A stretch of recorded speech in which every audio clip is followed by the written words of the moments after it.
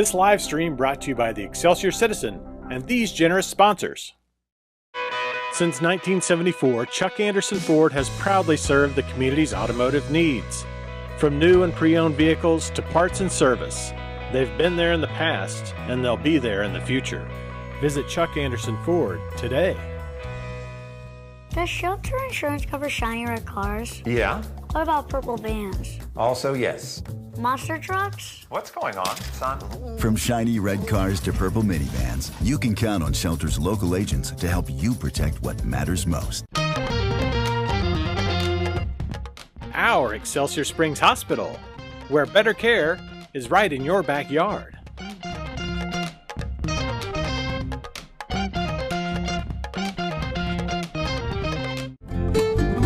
The Simmons Sales Team, your hometown realtors.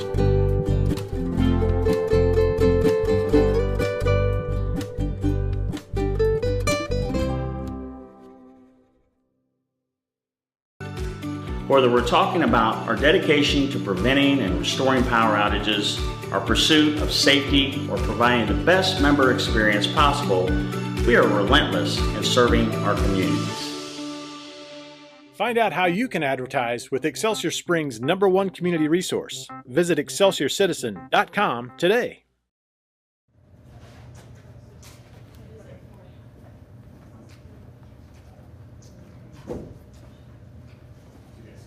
Yes, well, yes. No. Yes and yes. No, we don't care if you leave it. She asked me a question, you asked a question at the same time, so it's like, yes, no, yes. They're so good.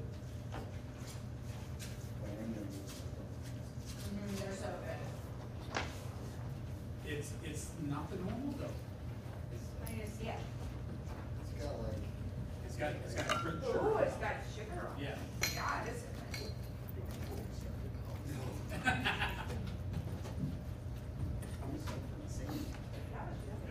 Hi. Hi.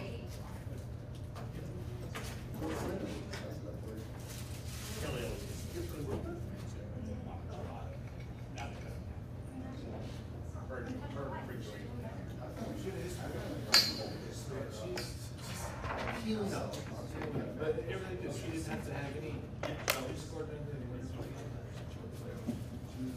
She was extremely surprised. Well, did you get the They mentioned it to her. I've had been sitting out and I have been singing meetings there. I sent out this, I sent out the invites to the Yes. police here, and then I sent it to I'm a big you, baby. um, Mayor Morgan, and I think someone just said she had it. So I've heard back from a couple of them. The other ones I didn't send till 4 because they didn't get it till something. I sent it to Susan as well because she was working on the ordinance or the. Okay, yeah, I think this is. Did you send it to her? Okay. Because I met with Mark Friday, and he said that he may have something he can do for it or not, but I just want to make sure. Yeah, so we are doing something and at the same time we're doing something for hospital week. Okay, great. Yeah, I thought it would be a great way to write that. Yeah, perfect.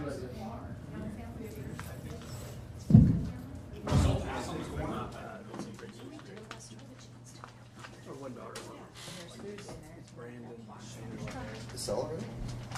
And he sent me the link that they were trying to sell. They put Well, he's talking about house stories. Yeah, I asked him about that one. I was like, they just. That's what's in our neighborhood. And then Pulling the King's edition first. So it's kind of catty corner.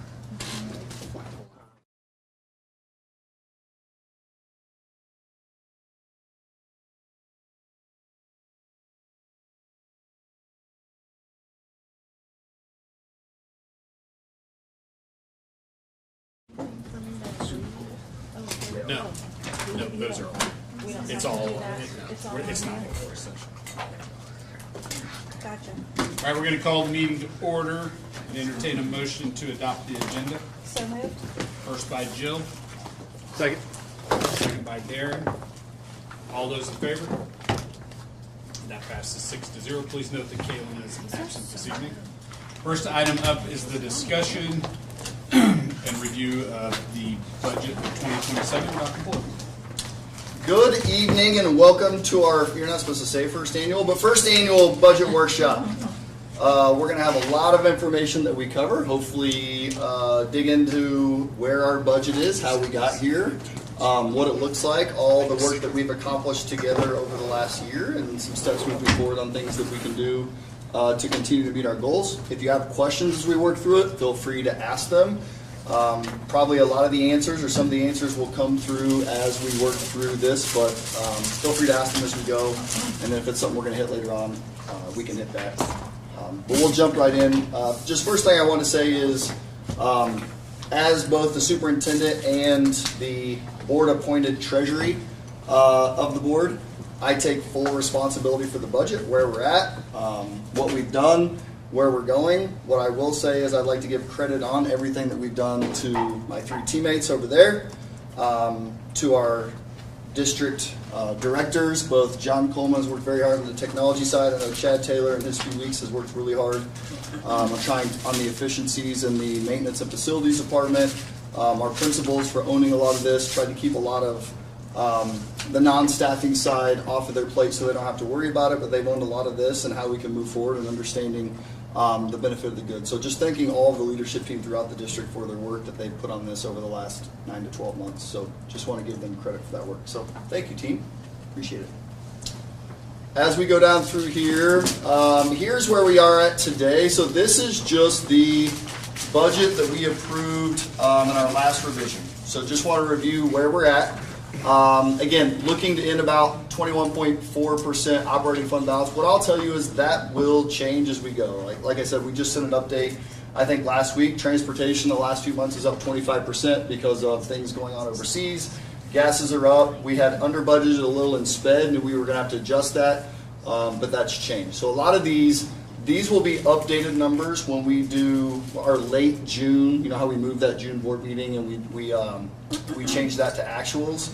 That will give final numbers here, and then those play into kind of what our rollover, our savings account is to start next year. So those are really numbers that get fine-tuned not only at the end of the year, but then as we go through our audit early in the fall, late summer, and then that'll be submitted to ASBR, and then a lot of those final numbers will then be approved and updated during the first revision. So just kind of the workings for those of you that have only been through this once or zero or even a bunch of times. As you can see here, so a couple things circled. The budget approved last June, so that bottom circle here, I don't know if you can see can you guys see my arrow on your screen? Mm-hmm. So negative about $2.3 million, so that's the budget approved last June.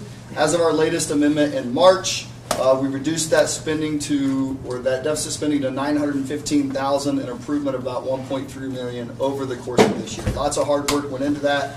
Combination of the board support actions capturing debt service levy during our tax rate hearing. None of the stuff that we'll talk about tonight would have been possible without doing that. So all of the Tigers and community, thank you for that support. And then really digging in as a central office, as our directors, identifying increased efficiencies and budget adjustments throughout the year at the district level. And take into account also that $915,000 includes a $632,000 to $34,000 insurance assessment. So it's even better than that. The other thing that I would point you towards also in that is planned spend down in your debt service. So when you think of debt service, that's a GO bond. That's voter approved money that pays for Cornerstone. So that's $515,000 that will always show up as a negative because we're spending that money. We plan to spend that down in that fund, right? That's a little bit different than Cornerstone. When we talk about that, that's COP. That's a lease purchase. That comes out of capital funds. So sometimes you'll see those numbers in different places, and I'll try and call that out as you see it. Current deficit spending, again, limited to long-term facility investments. $540,000 debt service for the Cornerstone, about $770,000 in capital fund for lease purchase payment on Lewis. So even with this, taking into account, $1.2, $1.3 million in those house payments, still pretty good shape. Still came back with a much more efficient budget here. We also have approximately $300,000 plus in other short-term lease purchase payments, which we'll get to later on in the presentation. So if you see here, salaries and benefits. So this can be misleading, and this is part of school finance. So here, salaries and benefits makes up 59%. Get my glasses out here. of our budget. What I will tell you is that's a little misleading because that takes into account your debt service, which when you run these, that's not part of your operational fund. So really when you talk about these things, you're going to pull your debt service and those long-term leases out of that. So this is what I captured down here for you. Our operational budget pie, salaries and benefits about 68%, supplies 8%, services 24%. So it takes those big house payments out of there, and that's kind of how you track things when you look at your operational, your reserves, and those types of things in school budgets. I'm going to take a breath and a water. So it's a work session. Be patient. Questions you guys? We'll run and roll.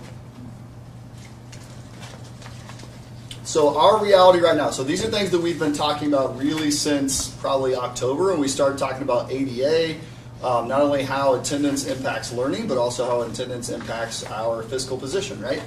The reality that we're facing right now, these are things that we started talking about January. What we're navigating, uncertain state funding. I've been sending you those things, those articles in weekly updates that I'll send you, or bi-weekly, and also that you're probably seeing all over social media and the news. Rising costs and mandates, we'll talk about those. Revenue volatility, both state and local, between different legislative things. When you look at, again, gas prices, those types of stuff, things that we can control, a lot of things that are out of our control. What that means for Excelsior Springs is less predictability, greater need for discipline, more intentional decision making. So really trying to be prudent and patient when it comes to making decisions that can really have not only an impact at the end of the year when we're looking at this budget and the bottom line, but also things that are going to be compounding year over year and are going to go into perpetuity. When you look at those things, you're looking at like salaries, benefits, those types of decisions. Other things like contracts, a lot of our contracts are 3 to 5 years. Those don't go into perpetuity, but there are things that are impact us 3 to 5 years out. That used to be a lot more predictable pre-COVID. It's a lot harder post-COVID, post-2020. When you look at, I think revenues have become more volatile, but when you also look at some of the legislative changes that continue to come down since then, it's really a lot harder to forecast out, but we'll get into some of that as well. DESE revenue guidance. So this is the revenue that we are receiving as school leaders, superintendents, and school finance people. DESE's advised districts to budget conservatively due to possible state funding shortfalls. By possible, it means probable, and it will happen. Lottery, gaming, cigarette tax revenues may fall short by about $118 million. Foundation formula remains underfunded by $190.6 million. Combined potential state shortfall is about $308.6 million. If realized, fiscal year SAT payments next year could fall to approximately 6,700 per student. Those are things that we've talked about the last month or so. Very important as we look at building the budget. Local impact. This is why our FY27 budget that we're creating uses cautious revenue assumptions, focuses on stability, and is not counting on money that we haven't seen realized in the past. This is the quote that we are being given week after week, day after day, every finance update that we get. LEAs, which are schools, school officials, are advised to exercise great caution in building their budget for FY 2027. Please consider factoring in the likelihood of a shortfall in the foundation formula, which also all of those other things above. It rolls into Prop C, it rolls in to your CTF payments, all of those things we're looking at getting less revenue. Again, things that we hit last month. Can you for educational purposes, tell us what the current SAT is? Yes, so the full funding, right, which the governor approved in his budget, full funding would be $71.45 per student. Right now we are being funded at $6,900. It started at $6,900 and it has never gone up from $6,900. Traditionally what happens if they say they're going to fund you at $71.45, it might start at $6,900 or $7,000 at the beginning of the year. As state revenues come in, they kind of ramp that up, and then by the end of the year, you reach that equilibrium of where you're getting paid. It's never come off at $6,900 from the very beginning. If you remember, and again, we'll talk about this later on, great question. If you remember last year about this time, about May 8th this year, we're right in about a 2-week span where both the House and the Senate will enter negotiations on the budget. They'll send that to the governor for approval. Last year at this time, there was a lot of pushback because it was not fully funding the formula, which was not fully funding Senate Bill 727, a lot of those things. So we are going to fully fund it, which was the rhetoric you heard. It has not been fully funded since our first payment in July. So those are things that we're having to plan for now. For us, the difference between full funding of $71.45 and what we're being told to plan about $6,700 is $1.2 million for the Tigers. So the difference between us being fully funded and what we're having to plan is about $1.2 million. Great question. Is the $6,900 figure expected for this fiscal year, is that, do we have some certainty that that will be realized, or could it be lower? There's no certainty in anything. The most recent updates we've gotten is that it could be $6,950. What I'll tell you is last year they reduced the payment in June. Your last payment, they didn't pay us all of it. I think it was the COVID year or the year before or the year after, nobody got their June payment. Just didn't give you a payment.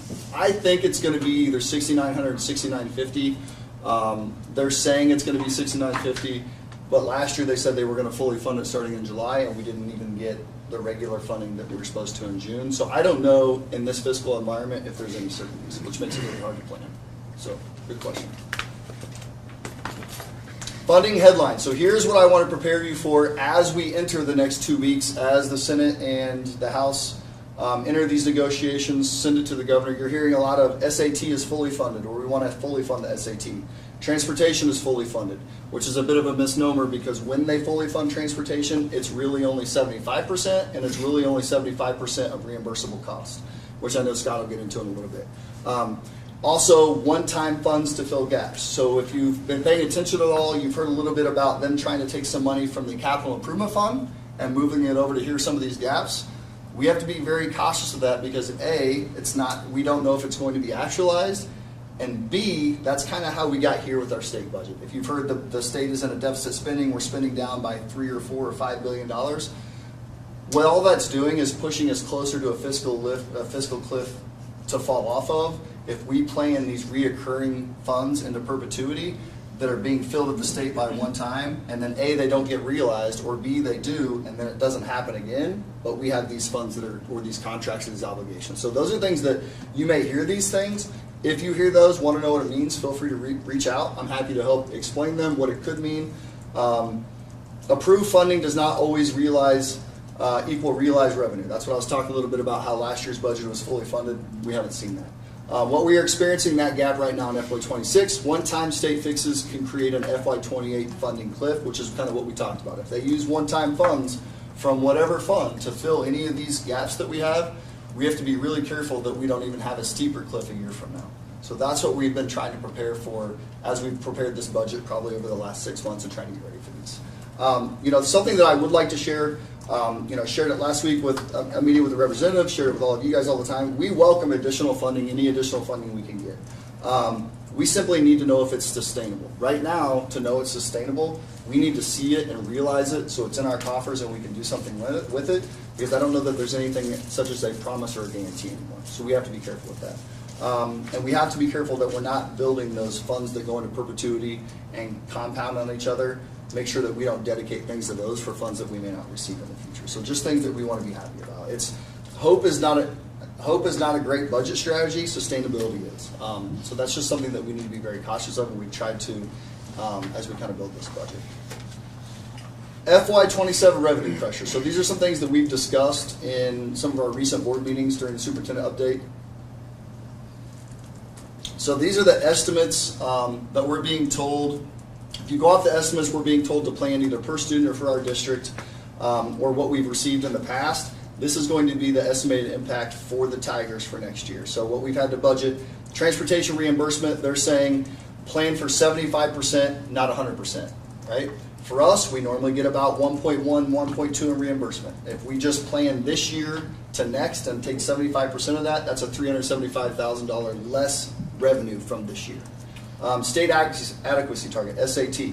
So $500,000 less next year than this year. And that's not from the full funding, that's from what we're looking at, $6,900 to $6,700, right? So that impacts the Tigers $500,000 less in revenue. Prop C, that is $116,000 less than we plan on getting this year. Classroom Trust Fund, or CTF, when we talk about that, $70,000 less next year than what we plan to realize this year. Senate Bill 190 local revenue, so when you look at the impact of Senate Bill 190, which is kind of that senior citizen tax credit, so that is almost doubling for us as a district next year. So it was only in the operating funds. That's also being included in the debt service, which it should be legally, but that's an additional $125 for us. All of that, just those items right there, equals a total revenue reduction of about $1.2 million, less than what we've received this year. That's not less than full funding. So just things that we're having to plan for as we built this budget. So fixed cost pressures. So we know we have contracts, we have other things. Principal and interest on our payments is going to be an additional $140,000. That's for our house payments and those short-term lease obligations. Staff advancement. First thing that we roll the budget over and put in, everybody gets a staff or gets a step. If you get a lane movement, you have a lane movement. Those are things that we build in. Those are something we want to do every time. What I will tell you is there are districts right now having conversations that they will not be giving steps next year, which is very scary to think about. That last happened probably in 07, 08, 09, the housing crisis. And I'll tell you, if you start your budget that way, it's very hard to recover from that. And I think we just recovered the last couple times from those years.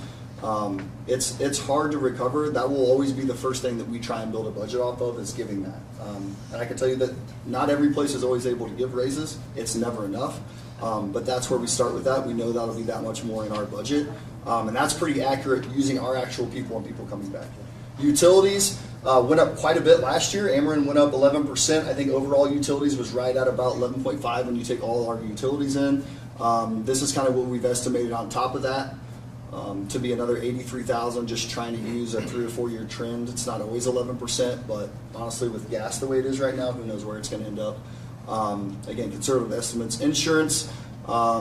Usually, this is your music insurance, right? So property, casualty, your workers' comp. What else is in there, Mr. Gilkey, for music?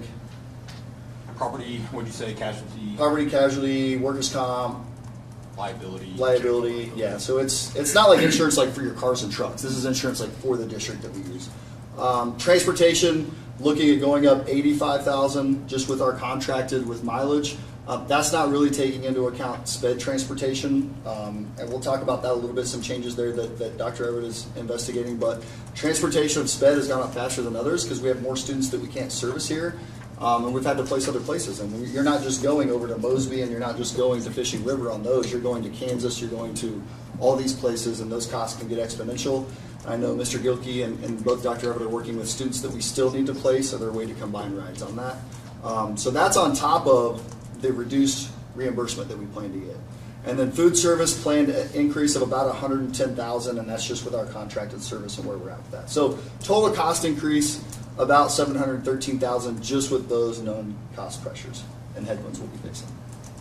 So music doesn't cover our auto insurance? I don't think so. Do they? I don't think they cover our auto insurance in there, do they? I think so, but I've just never heard. I'll have to look. I've just never heard anybody say we're with Chubb Insurance on auto. I mean, on our fleet. Yeah. So, I mean, it's I thought somewhat it was a different for us just policy. because the majority of our fleet really isn't our fleet, right? Like it's for student stuff, but the in-district vehicles.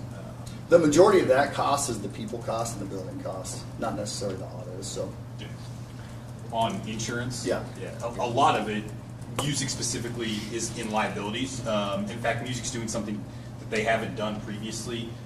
So they come and do like site walkthrough stuff, and so what they're doing now is they're doing 2 separate visits where they come and they do a site walkthrough, and then they come back and basically are educating schools on like, here are the biggest trends that we're seeing that are leading to lawsuits, trying to minimize litigation, which then reduces renewal costs for everyone if they can reduce that. So I mean, music is trying to do that too because they've just seen exponential growth. I think workers' comp has grown exponentially the last couple of years too. So, and I don't think that's just our realm or our field. I think that's everywhere. Operational cost pressures. I'll let Mr. Gilkey jump in here on the food service and transportation stuff. Yeah. So food service specifically, and Dr. Bullmore talked about this, looking at what we have contractually with Airmark and what we're anticipating, an increase of roughly $110,000. One of the things that we're looking at there, again, like those are fixed costs for us. There's not a lot of, there's not flexibility in addressing that. One of the things that we haven't done since FY24, it looks like to me, is raise meal prices. So that's something that we will look at for next year. In fact, what's called the paid lunch equity tool, which is something that the USDA sends to states, and then states kind of personalize that for their state. Missouri just released that to schools. And so there's a process that we have to go through to upload a bunch of information that will tell us, one, if we are obligated to raise meal prices, And if you're obligated to raise meal prices, they always give you the opportunity to only raise by 10 cents. But essentially, the USDA sets what a meal should cost, and if your district isn't at that, unless you are in the black completely in food service, then you're obligated to raise meal prices. So we're looking at what that looks like for us. I can tell you comparatively, this year for us, our elementary breakfast prices are relatively in line. We're higher than a couple schools, lower than a couple schools, and high school breakfast is somewhat similar. Our lunches are significantly different. The closest lunch to us is 25 cents more at the elementary level. Most of the lunches around us are 40 to 65 to 80 cents higher than what we're charging currently. So we raised 30 cents in, like I said, FY24, so 23-24 school year. Dr. Bullmore and I were looking, I don't know that in the 7 years prior that it had been raised, so it has stayed flat quite a bit. So that's something that we're looking at. We've been waiting on the paid lunch equity tool to be released so that we can know that definitively when we run that. But we're anticipating probably a 30-cent increase in lunch prices. Still puts us below or at or below most of our neighboring districts. And again, that's based off of this year's numbers. So I think everyone will be like us and looking at how they adjust costs. And so that's just where we're at right now. So that's one of the things that we're looking at doing specific with food service. We've talked about, like, our relationship with Aramark has been really good, but those prices are set contractually and we get the renewals of what those are going to look like. So we've known what that increased cost would be, but I've had conversation with them again about we are looking, and every school is, but we're looking to see where we can reduce at all. And so they're working with us on that. But where we won't see that is in the meal price cost. On transportation, Dr. Wilmore talked about this a little bit. We're being advised to budget 75% of last year's. Some of the information that's come out on projected revenue, or sorry, reimbursement for next year is they're seeing increased costs of $15 million and projected to be 35 million below what's the current requested need for reimbursement. So we're looking again at decrease there. It's 15 million below what they had gave an increase in FY25. So we know that reimbursement's going to be down. We also know that our cost contractually is going to go up. We're anticipating the 6%, which is the limit that our contract allows. Going into this year, we were able to work with First Student and push for a lower renewal. So we had that conversation knowing that when we did that, we would likely to see that 6% Helped us this year. We knew we'd pay for it. It did help us. That's what we're anticipating. A couple of things, I think, just to make you all aware that there are costs that can be saved, and transportation is not the only place. There are costs that can be saved in transportation, and again, across the district. And I think we'll go through a couple of those. Our proposal is not to do any of these, but I think to make you all aware that we are looking at all of the cuts that we can make and how that impacts our staff, how it impacts our families, how it impacts our students, and then making decisions about what is the most responsible cut to make. So we're going to talk through some of like the transportation cuts that we could make. And again, just I think as an example of we're looking to see where we can cut kind of anywhere. Also understanding that we're responsible to our staff, we're responsible to our constituents, and so we're trying to be really responsible with the cuts that we make. So a couple of things that we could do specific to transportation. One of the things that you see on there is enforcing the 1 mile radius. So there is state statute on transportation and reimbursable costs. You don't get reimbursed for any cost for a student that rides within a mile, that lives within a mile of the school. That's automatically you don't get reimbursement. In fact, it can actually reduce your reimbursement if it's deemed that it's not an appreciable cost. So if we can say that, like, hey, the bus is going by there anyways and it's not costing us extra money, then there's a way to do that. The issue with that is if we stop doing that specifically if we stop doing that at Lewis specifically, we could reduce bus route. That cost savings would be, let me get back to it, $57,000 is what that costs us this year. So close to $60,000 to reduce a route. Isn't that something we promised them whenever we built That's what I was Cornerstone gonna and say, Louisville? the language of, Language yeah, of it, the we corners that don't promised have them. sidewalks yet out by Cornerstone. That was something that we came along with building the new schools. Yep, so those are things that we've talked about. So those are things why these are not, that's why these things are not things that we want to do now.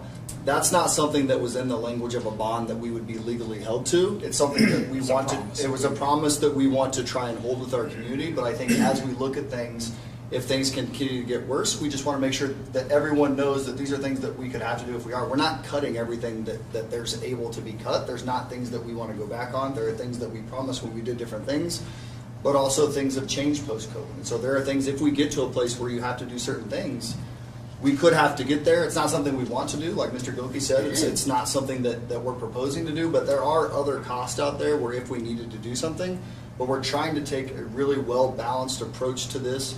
And so we know where are areas that could be trimmed, but also understanding the impacts to our community, to our students, to our families, and those types of things. These are things that other districts have also done that they're talking about doing this year. Not necessarily something we want to do now, but we're looking at everything. It's kind of the message that we wanted to send. So none of these transportation costs, in terms of potential savings, none of these are recommended for next year. We're just highlighting for you areas that would be potential cost savings. A lot of the conversation that we've had recently has been around the idea of what is and what's idealistic versus what's realistic for us, and there are lots of things that would be ideal, like raising the salary, to be higher than everyone around. Like lots of things would be ideal, and so for us, it is understanding we have to balance climate and culture and community with our schools while also being realistic about where we are financially. So again, none of this is recommended, but just things that we've identified are potential savings. The activity and tutoring buses, so activity bus at the middle school that runs, I believe, Tuesday, Thursdays, and then tutoring accounted for $27,000 in last fiscal year, and we're trending in that same direction. So there's, you're approaching $30,000 if we stop providing transportation for after-school activities at the middle school and tutoring at the elementary schools. And then some of this is fixed costs, especially if it's tied to SPED students, but we're spending currently about $18,000 on midday transportation for kids that aren't attending a full day. Again, some of that we would be locked to depending on if it's tied to SPED, but some of it we wouldn't necessarily be. If we are working with a kid and it's not part of an IEP and maybe it is health related or something, like there aren't always obligations for us to provide that. Saying that to say, like, even if we took that route, we wouldn't save $18,000 because some of that we have to be providing. But we're looking through all of those options. So there is potential cost savings there. None of them we feel like are probably a great option for us at this time. But again, just I think kind of laying out there that those are things that we're looking at. So specifically with food service and transportation, we look at fixed costs, especially because we're contracted with companies. We know where those are going to come in. And so we are limited in the way that we offset that for food service specifically, especially comparative to other districts around us. It makes sense to look at what we're charging for meal prices. We're significantly below where USDA would say we would be, so I'm confident that when I run the PLE, it's going to tell us realistically probably, I think when I ran it last year it was 45-cent increase, but we operated in the black, and so we weren't required to do that. So it will be, again, significant this year. Transportation, the cost is going to be fixed. We have options for reducing them. I think what we've had a lot of conversation about is trying to reduce the amount of deficit spending that we have, while recognizing that it's not prudent for us to cut every place possible to reduce all deficit spending at this point. Like, knowing long term we will kind of climb out of that, is not trying to chase every dollar that we can. Yeah. So that's an update on food service and transportation. Perfect. Thank you. Quick question. Yeah. Good. On potential increases to meal prices, How does that impact free and reduced lunch families? I mean, assume free remains free. Does reduced remain at a fixed price always, or does it? No, is yeah. it relative So to the reduced full is price? not like a percentage of your total cost. Reduced is, and I haven't looked this I year. think I don't the think federal it's government changed. sets that, It's don't 40. they? The last I knew was 40 cents. Yeah. So it's not at all respective to like what your total price is. It is free is completely free, and reduced is like I said, I think it's 40 cents for lunch. That's I think breakfast is slightly lower. So our increased cost wouldn't affect our free, obviously, or reduced student sales. Good question. Strategic reductions and efficiencies. So as we've looked across the district, again, like we were just talking about transportation, where we've made adjustments. So as you look at the proposed budget, the team, everyone up here, central office staff who's been very helpful in doing everything, including Lisa making sure that I don't drop too low on blood sugar and pass out of my office through some of these meetings. Audra and Alice with digging into everything with Balance HQ and every budget line item, and all of our assistants at central office and all they've helped the team with. But these are things that we've looked at in the proposed budget. These are recognized. So Technologies has reduced their budget by 12%, which is about $57,000. Curriculum Instruction has reduced their budget by about 17%, which is about $162,000. But that's also taking into account adding, we'll talk a little bit about staff voice, that's taking into account adding the IXL for all of our staff to work, for the identified staff to use, which is about $75,000. So we're not only looking at where we need to cut and be more efficient, but we're also looking at how can we be efficient so we can continue to do things that student and staff want. So we were able to introduce that at a gracious price from IXL. Our staff love it, they want it, it's helping with interventions, it's helped with targeted learning. So Dr. Miller was working with her team, identified places where we could not only save $162,000 or 17%, but also add that IXL. So proud of her and the team for that work. Maintenance, grounds, and custodial, working with Mr. Chad Taylor, 22% reduction, which is about $418,000 in his budgets. Now what that means is there's not a lot of fluff there. So something crazy happens, we're not just adjusting budgets, we're going to have to go back and do a revision. So we've really tried to get down to, there's some areas where you have things that come up, we can do those things, but if there's something big that comes up, that'll be something that we have to address at that time, and sometimes you just can't absorb those, right?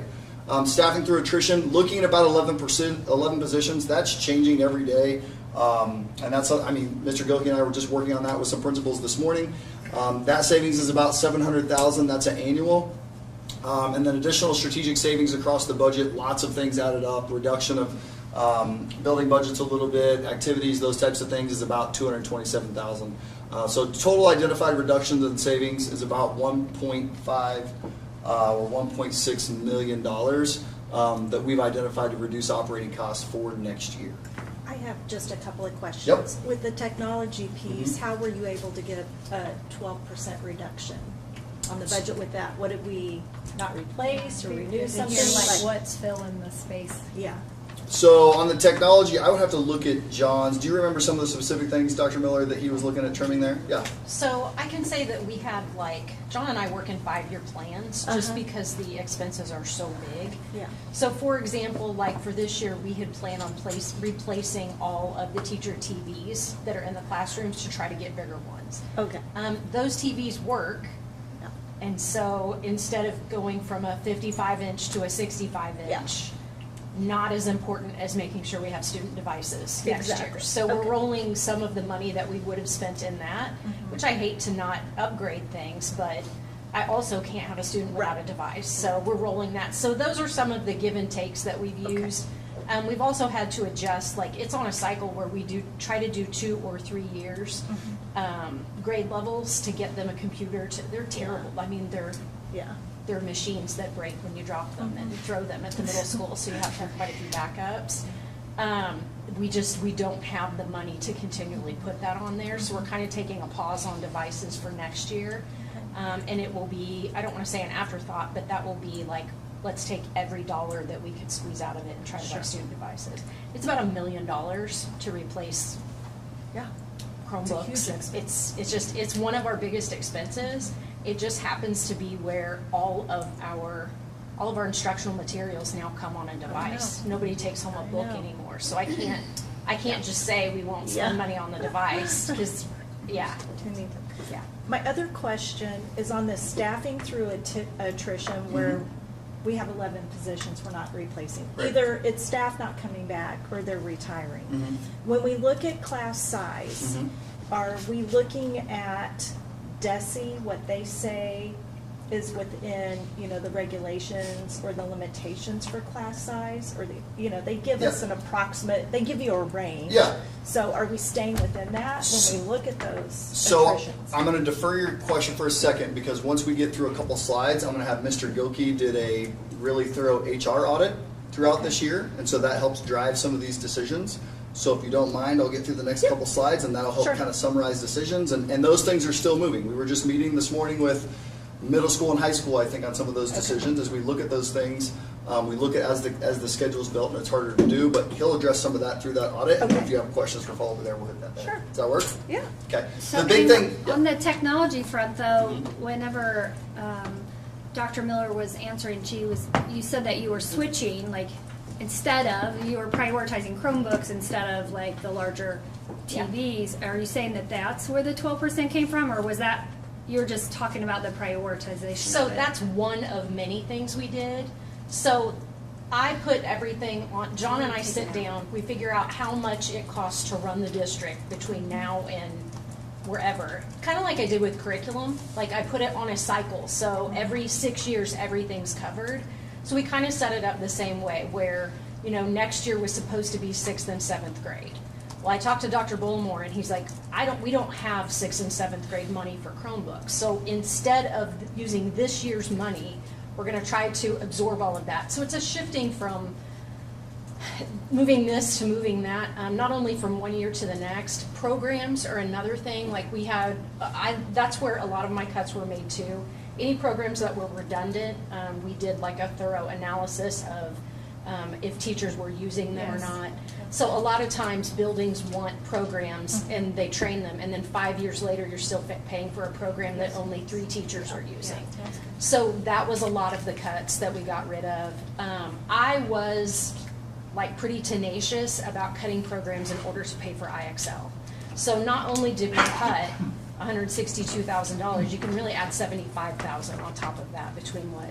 So John does like the upkeep technology is in his budget, the things like we're required to have, like safety things to make sure that the kids are, locked out of websites and that type of thing. We have to have that stuff, but really looking at it and getting, he does a really good job of like working with me and letting me know this is up. I think that this might do a better job. That's really kind of what we did with Frontline, is we started out with one piece and then we looked at Frontline, which is the program that we were going to use just for ticketing system for technology. And what ended up happening was they offered a bunch of things that saved us a bunch of money if you pulled it together. So those are the types of things that we're doing. When I say cuts, a lot of it was underutilized things that kids weren't really taking advantage of anyway.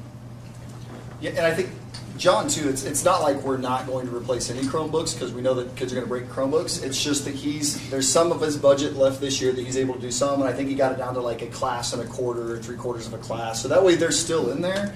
It's just not these huge budgetary hits. That way we can try and align everything towards people when we can. Well, when Dr. Bullimore said, he started getting gray hair around October, I think, popping out, where it was clear that,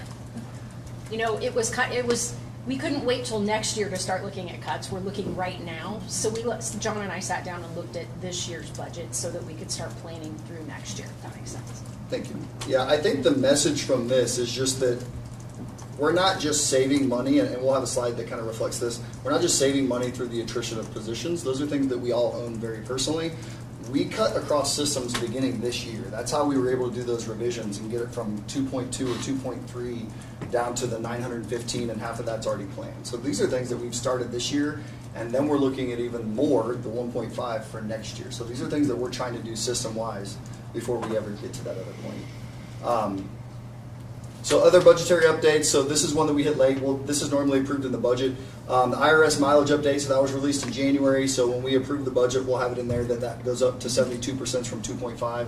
I ran it last year. The overall cost increase is minimal to the budget. It's like $1,000, but I just wanted to make sure that we covered that in here because it'll be in the next budget. And then in-district Autism B program. So this is what Dr. Everett has been speaking with you about the last several months. The cost savings there is about $350,000. That's very variable based on what people we get, how many we get, how efficient we have to get. A lot of that will be taken into account through transportation and through tuition paid to out of district. So that's how that's been reflected there. Anything you want to hit there, Dr. Everett? No, I mean, I think it is, like you said, it is dependent on how many students that we start in the program and how many paras that's going to require. But I think that is a very I mean, $350,000 should be our minimum. I think we'll save more money than that, but I don't want to over deliver or over promise that until I really see how many kiddos we're able to bring back next year. So prudent, patient, and conservative. That's right. But a lot of work has gone on that, and that's been planning all year and trying to find the right person, trying to get that in the right place to be as efficient as possible, but also bring some of those students back in the district. If my memory serves, Dr. Everett, I believe we spend about $1.2 million in tuition to those students out of district and $1.2 million just getting them there and home. Correct. So that's a huge expense. For 28 students. So when for 28 students. So when you hear about those federal budgets or those high needs funds budgets, when you hear, or last year the budget that covers the early childhood center, and in October they were going to go, like those things, those aren't just like these small grants. Those are huge budgetary implications for it. So when you hear those things, recognize that does impact your Tigers. A balanced approach to reduction. So again, staffing represents about 68% of our budget. Attrition accounts for about 45% of identified savings. So again, we just wanted to show that we're not just looking at people to do these things. We are trying to be efficient across the board and trying to make sure we have the right people in the right place, and none of those decisions are final as we go through things. But they make up 68% of our total budget. The savings that we've identified, staff is only making up about 45% of that. And again, it goes back to those other identified savings and efficiencies that we've tried to do throughout this year, and then adding the 1.5 that we're trying to do for next year onto those things, because our people are important to us. And the staffing impact is real to both those that are here, but we wanted to make sure the impact was not disproportionate. I think the biggest thing is, and we've had this conversation before, and I've talked to our team about it, I've talked to our staff about it, I talked to Team Tiger about it. The last thing that I ever want to do, whether it was when I was doing HR or as superintendent or as a building principal, is anytime that we have a staff reduction, I want to do it through attrition. I do not want to have to go to a teacher or a staff member or a custodian or a bus driver that wants to be here, that wants to be a Tiger, and tell them we don't have a position for them anymore. So we've been looking at these things over 3 years to do these attritions over time as those openings come up, because we don't want to have to go to people. I will tell you that's happening in districts right now who weren't preparing for this because they were in a different budget situation. Lee Summit, for example, I believe what they just released is they've cut 30 positions in the last month. They're not going to refill any positions, and they're looking at 10% more for next year. North Kansas City is projecting about a $5 million loss of revenue for next year. So these are things that they're doing all over the place. And so those are just things that it's not just us. I don't want to paint that picture. We are just trying to be prepared for this, and we've been having to plan for this throughout the year just because of the budget that we've had for the last year. So we're ahead of the game a little bit here. How the budget has shifted. So comparing the original FY26 budget to the FY27 proposed budget, these reflections or these adjustments reflect how we've improved our overall financial position. FY26 began with a projected budget of negative $2.3 million. Key shifts from last year to this year, from this year to next year, decrease in total revenue. We're looking at $1.4 million less in revenue next year than this year. That's not even from what fully funding can be. That's from this year to next year. Strategic expense reductions that we just talked about. We found savings of $1.5, $1.6 million to try and offset that. Net improvement of about $140,000 when you look at that difference from last year. Planned go bond debt service, so that's Cornerstone, that's your debt service fund. That's $561,000 that we are obligated to pay out of there. That's always going to show up as a deficit spending there in that line because that's planned to spend down. Planned COP, so that's your lease purchase payment for Lewis. $770,000 that we're paying towards Lewis, and those things will adjust each year as you look at any amortization scale. Remaining projected deficit spending would be about $350,000 in our operating capital fund. So it looks As though it's $950 when you look at the proposed budget, it's really about $350,000 when you take out those capital expenses that you're tied to. So really over the course of this year and last year, discipline planning, trying to make continued progress towards a stable balanced budget. Overall deficit spending, we've reduced significantly for next year compared to this year. And again, that's in spite of a planned $1.4 million in reduced revenues just from this year. And now I'm going to hand it over to Mr. Gilkey to kind of go through the human resource audit findings for them.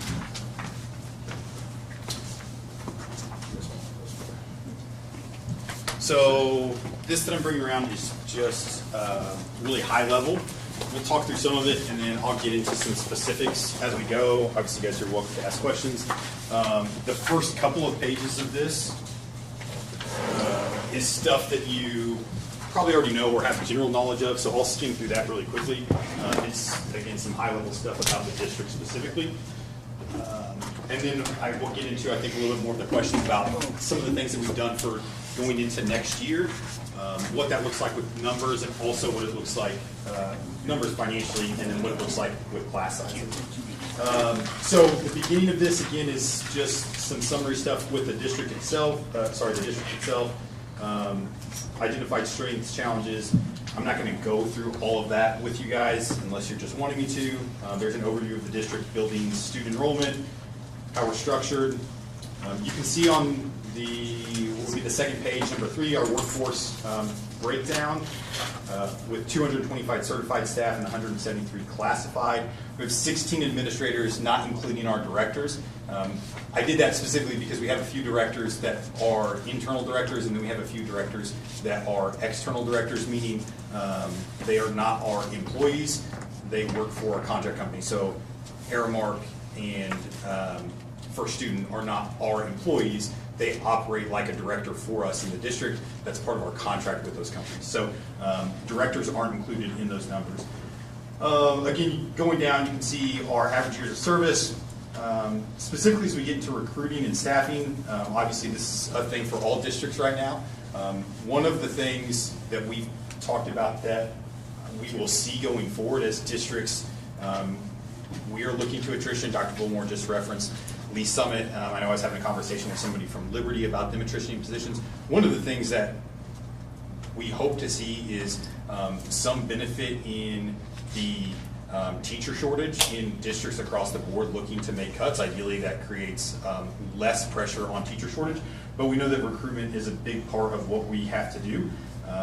Dr. Miller and I went to several college opportunities this year, and we'll continue to do that. We've got a really good working relationship, and I say we, Dr. Miller before me, a really good working relationship with William Jewell, that for our area probably we've had a really good success both with our student teachers and teachers, and so there are things that we're doing there to try to continue kind of those pipelines to Excelsior Springs.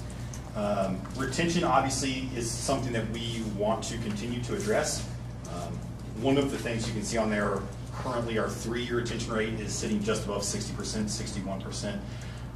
We will get staff survey data out both to returning staff and staff exiting here in the next couple weeks, actually probably next week, and start to get feedback on what we see.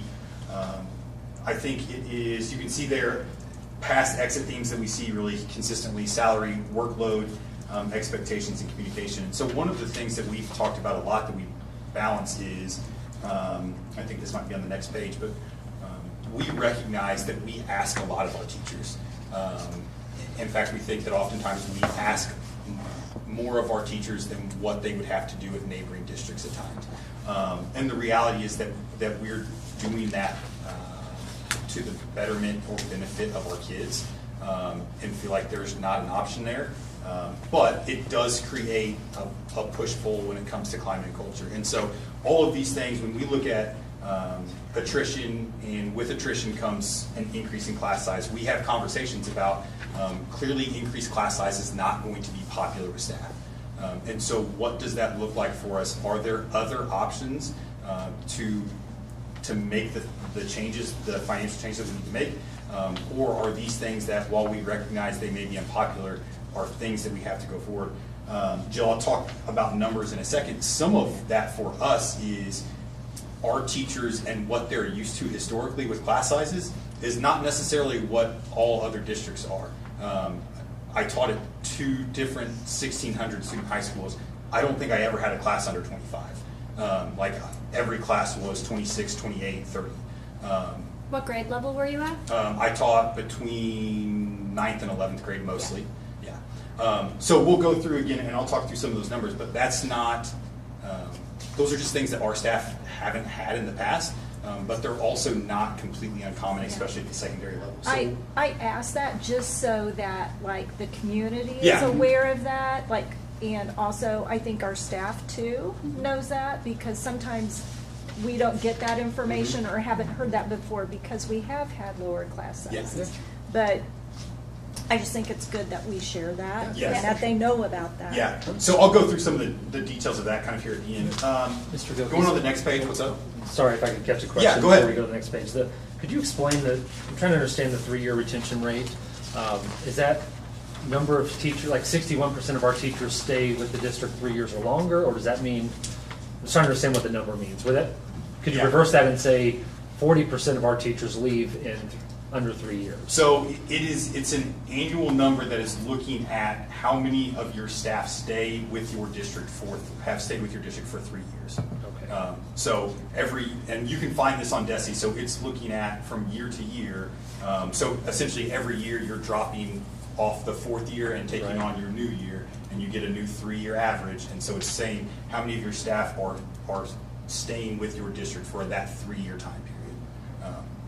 Yeah, I just shared, either this morning or this afternoon, I just shared MSTA does, I don't know if it's an annual or every 3 years survey of their staff. The staff survey that's not only data but also just feedback, right, and how their feelings. Share with Mr. Gilkey. It'd be very interesting to compare that to our data, because as you look through some of the highlights that they shared both on social media, it's not different than what you see from our district as far as feedback. Everyone in education is facing the same sort of thing. I think sometimes we're in the forest, we're in the trees, it's our families, it's our community members, it's our kids, but you're seeing this across education. You're seeing this across the state. So those will be interesting things to highlight as we compare our own data to the state's data of MSTA that does it across the board, but that'll be good to share that stuff. I think talking to, like in our HR group, talking to we've got a greater Kansas City group, and so we are on kind of the outside of that in terms of size, and so most of that is larger districts, and we've had conversations internally. I think one of the things that we see that's frustrating at times is we see a lot of our teachers leaving for those bigger districts that they make more money. Their retention rates are higher, but they're still seeing that turnover. Often what they see is either people leave for money or whatever. At some point they're unfulfilled with what is here, right? And so they leave thinking that they're going to get that fulfillment. And so some of those larger districts see people returning back to the smaller districts they came from, but more often than not, they're seeing people just get out of education. So like somebody's unhappy at Excelsior and they think going to Liberty is going to fix it, and then they go to Liberty and they're no more happy, and they decide just to get out of education because they're making all the money they can't teach it and they're still not happy with it. And so that's, I think, some of the things that we see. We see less of that, of people leaving us just to not work anymore. They go to make more money, and then what they, not necessarily are employees, but those bigger districts see a greater number of people that just are now making more money and they still aren't happy in education. So those are all, again, things that we're kind of fighting through. On compensation and benefits, this is, you guys know that we are below our neighboring suburban districts. I know that's a thing that Dr. Bull and I have talked a lot about how we address that. We know that that's going to be a theme coming out of strategic planning, and so that's a focus for us. This is specifically more on some of the things that we can do outside of that. And so looking at how we structure our column system, especially on the classified side, are things that we're looking to see if we can make adjustments, not to save the district money, but that will ideally create a little bit more separation in terms of how we pay individuals. And it could, over time, save the district money if we kind of right-size how we're paying people on the classified side. We also know on our certified salary schedule that as we move forward, not only do we need to adjust the base, but we also need to adjust the steps at the base. So our new teachers take a significantly smaller step every year than our veteran teachers in terms of the additional money that they get on an annual basis. So those are all things that we will look to address, again, as we work through what what finance looks like over the next couple of years.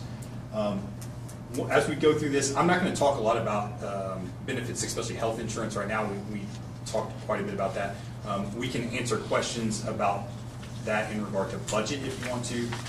But other things that we provide to staff, and I'm just highlighting this as we go through, is one of the things that we often look at when we audit things that we do for our staff is professional development. And that's a really common theme for us. At times our teachers get frustrated with what's asked of them, but the reality is the theme that we hear both from new teachers that come in and from administrators that take our teachers that have left is the level of instructional knowledge that they get by being a teacher in Excelsior Springs. And so that is a benefit to our teachers and to our kids. We don't always keep them, but we do have, I mean, if you look back, I think,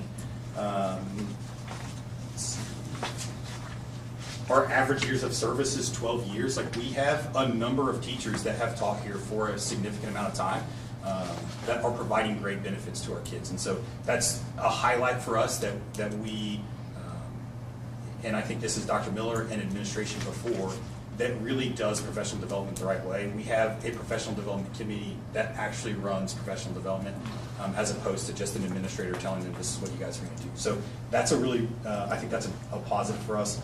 Things that we're looking at going into next year specifically, obviously financial constraints, and we'll talk about then the attrition there in a second. Scott, can I add one thing? Yeah, so another benefit that we continue to provide for staff is we still provide the free after school or before school care at Rocket Tiger Club for the staff members. So they can take their kids, drop them off, they can stay there. And that's a huge benefit to our staff that are participating in tutoring after school or committees that they're on, all those things they're doing, grading papers, all those things, they're able to do that. And that's something that we think is really important. If you have a secondary teacher, when I was teaching secondary or working in secondary, I could take my kids there in the morning. They'd be there for an hour before school starts, or after school they could stay there. So it's another thing that we continue to look at all these things. We don't just want to cut everything. We're also trying to be smart and reasonable with it as well. Yeah. And that specifically, if you think about that as a benefit, you're talking about over, in terms of salary, you're talking about over $1,000 a year. I don't know what, just say like a before care program is. I'm guessing it's around $200 a month. At least, say it's $200 over 9 months, you're talking about $1,800 that an employee is saving compared to the rest of the people that are utilizing the program. So that's a great point. Other things, I kind of alluded to this, but academic improvement and demands on staff, like those are things that we recognize from an HR side, like are things that we can't compromise on. And at times, it will cost us a teacher. And so we recognize that those are things that we're going to continue to prioritize and try to, Dr. Wilmore talks a lot about helping people see the why of why we do things, helping our teachers see why we operate that way. We had some really good conversation with one of our buildings this year that felt like they weren't understanding what was happening and why it was happening, and we had an opportunity to have some good conversation there. So we're trying to take those opportunities to get people on the same page with where we're going as an administration. Again, building climate and culture, and then one of the things that I think continue to work on, and we hope that strategic planning is helping this, is both the community perception of the district, but also how we engage with the community and the mutually beneficial relationship that we would like to see that be. And so I think that we've got that rolling really well with strategic planning and invited some people in to be a part of that process. And so we hope that we continue to see the benefits of that. Going on to other things that we know we'll continue to look at, obviously staff benefits, we've talked about this. We'll continue to evaluate health insurance annually. Salary schedules, including classified columns. Leadership development, we've talked about that in terms of professional development. That will be a focus for us. And then continuation of evaluation of staff structure and size. As we get into then down at 8.2 on our staff adjustments, the first part of that is classified, so just recognizing, and Dr. Bullmore alluded to this, that just like all of our adjustments and financial savings haven't come from staffing, all of our staffing hasn't come from certified staffing. So we've reduced the Performing Arts Center from 2 staff members to 1. We will next year reduce middle school secretarial staff by half a position. We have several custodial positions right now that we are looking to see how we can operate and ideally not fill all of those positions. One of the things, and I can't remember if we've talked about this or not, one of the things that is difficult is as we reduce at buildings, as student population decreases, it makes sense to decrease teachers over time, like if student population drops enough. The difficult thing on like facilities and maintenance is the building takes no less manpower to keep updated, even if our student enrollment drops by 40 kids in a building. Like it doesn't take any less man hours to clean that building. And so those are difficult things that we kind of work through. On the certified staff, specifically what you can see here, cuts that or attrition that we're looking at. We were able to reduce at Lewis by 1 position based on numbers for next year. We have 1 cohort that's smaller that unless that cohort changes, we'll likely kind of follow that way through. We'll continue to evaluate kindergarten numbers. We haven't made cuts in kindergarten this year. Our kindergarten numbers this year were really low. We'll see what that looks like moving forward. We're getting into like the COVID classes.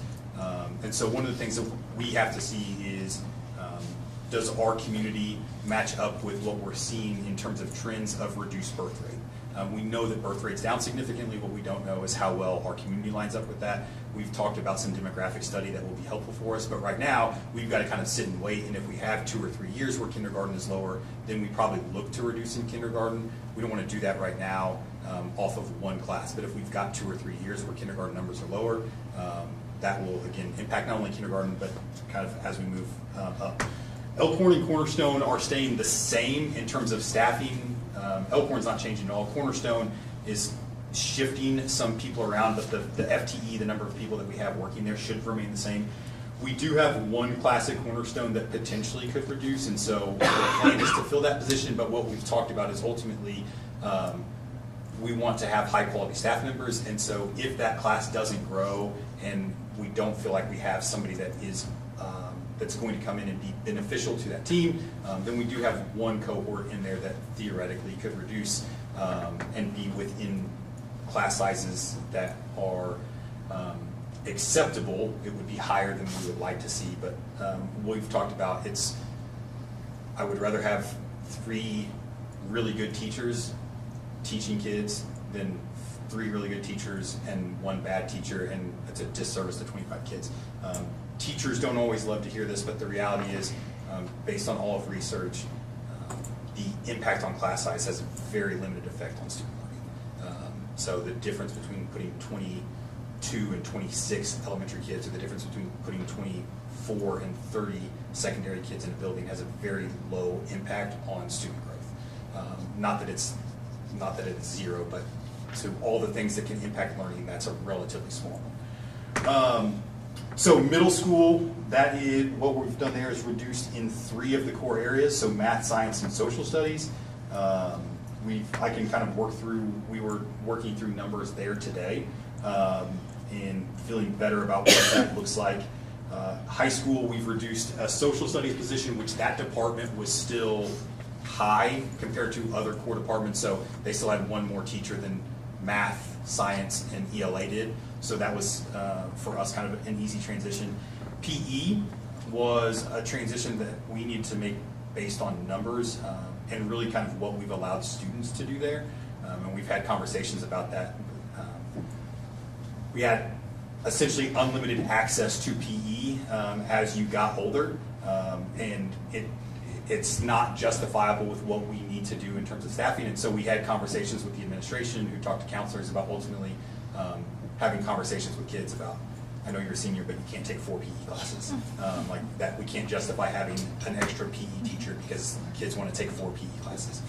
So they've worked through that. We also have a half-time position at the Career Center. We have a full-time ELA teacher that we're reducing by half to a 550 position.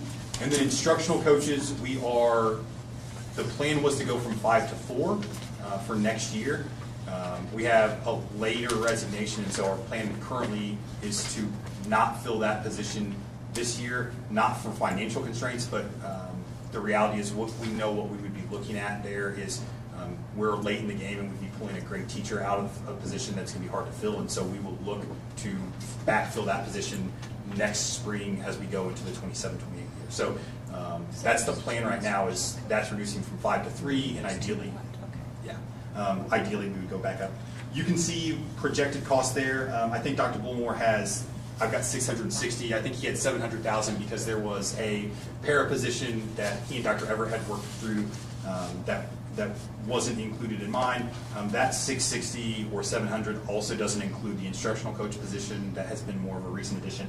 It also doesn't include that half-time ELA position at the Career Center. So those are the numbers that we've looked at. Specific, I think, Jill, going back to your question, so what we look at in terms of class sizes and what MSIP suggests is the minimum standard, meaning the maximum class size that they would like to see. For K2 is 25. Okay. For 3-4 is 27. For 5-6 is 30. And 7 through 12 is 33. So that's the max, right? That's- Not the recommend. That's their max. And there is, I say that to say, there really is no maximum. Like there's. Well, I think it said, is it on the website, their website, it says there was a recommended number by, grade level, and then there was a maximum. So what they have, what is in MSIP says a recommended standard and then a minimum standard. What I'm saying is there's no statute or any penalty that districts would face by not following those numbers. I say that to say that it's a common argument both in class size, and we're not over those numbers. I can talk through where our numbers are right now. So I'm not saying this to argue like, hey, we can go over and like they can't ding us. Like that's not what I'm saying. Did you say 7th grade up was 33? 33. I'm sorry. Okay. Yeah. So 7 through 12 is 33. But that's a common thing both in class size numbers and planning time is that I think teachers think that there is statute that we have to abide by something, and really all there is DESI saying like, hey, this is best practice. Yeah. Now that's, again, to Scott's point, we're not saying we want to do away with plan size or go to 40 kids in a class. So just It's really important. But Yeah. even 33 even 30 is a lot. Like, I think we can all acknowledge that, and that would never be the goal. Yeah, correct. So when we, the middle school is the biggest area in terms of a shift into next year.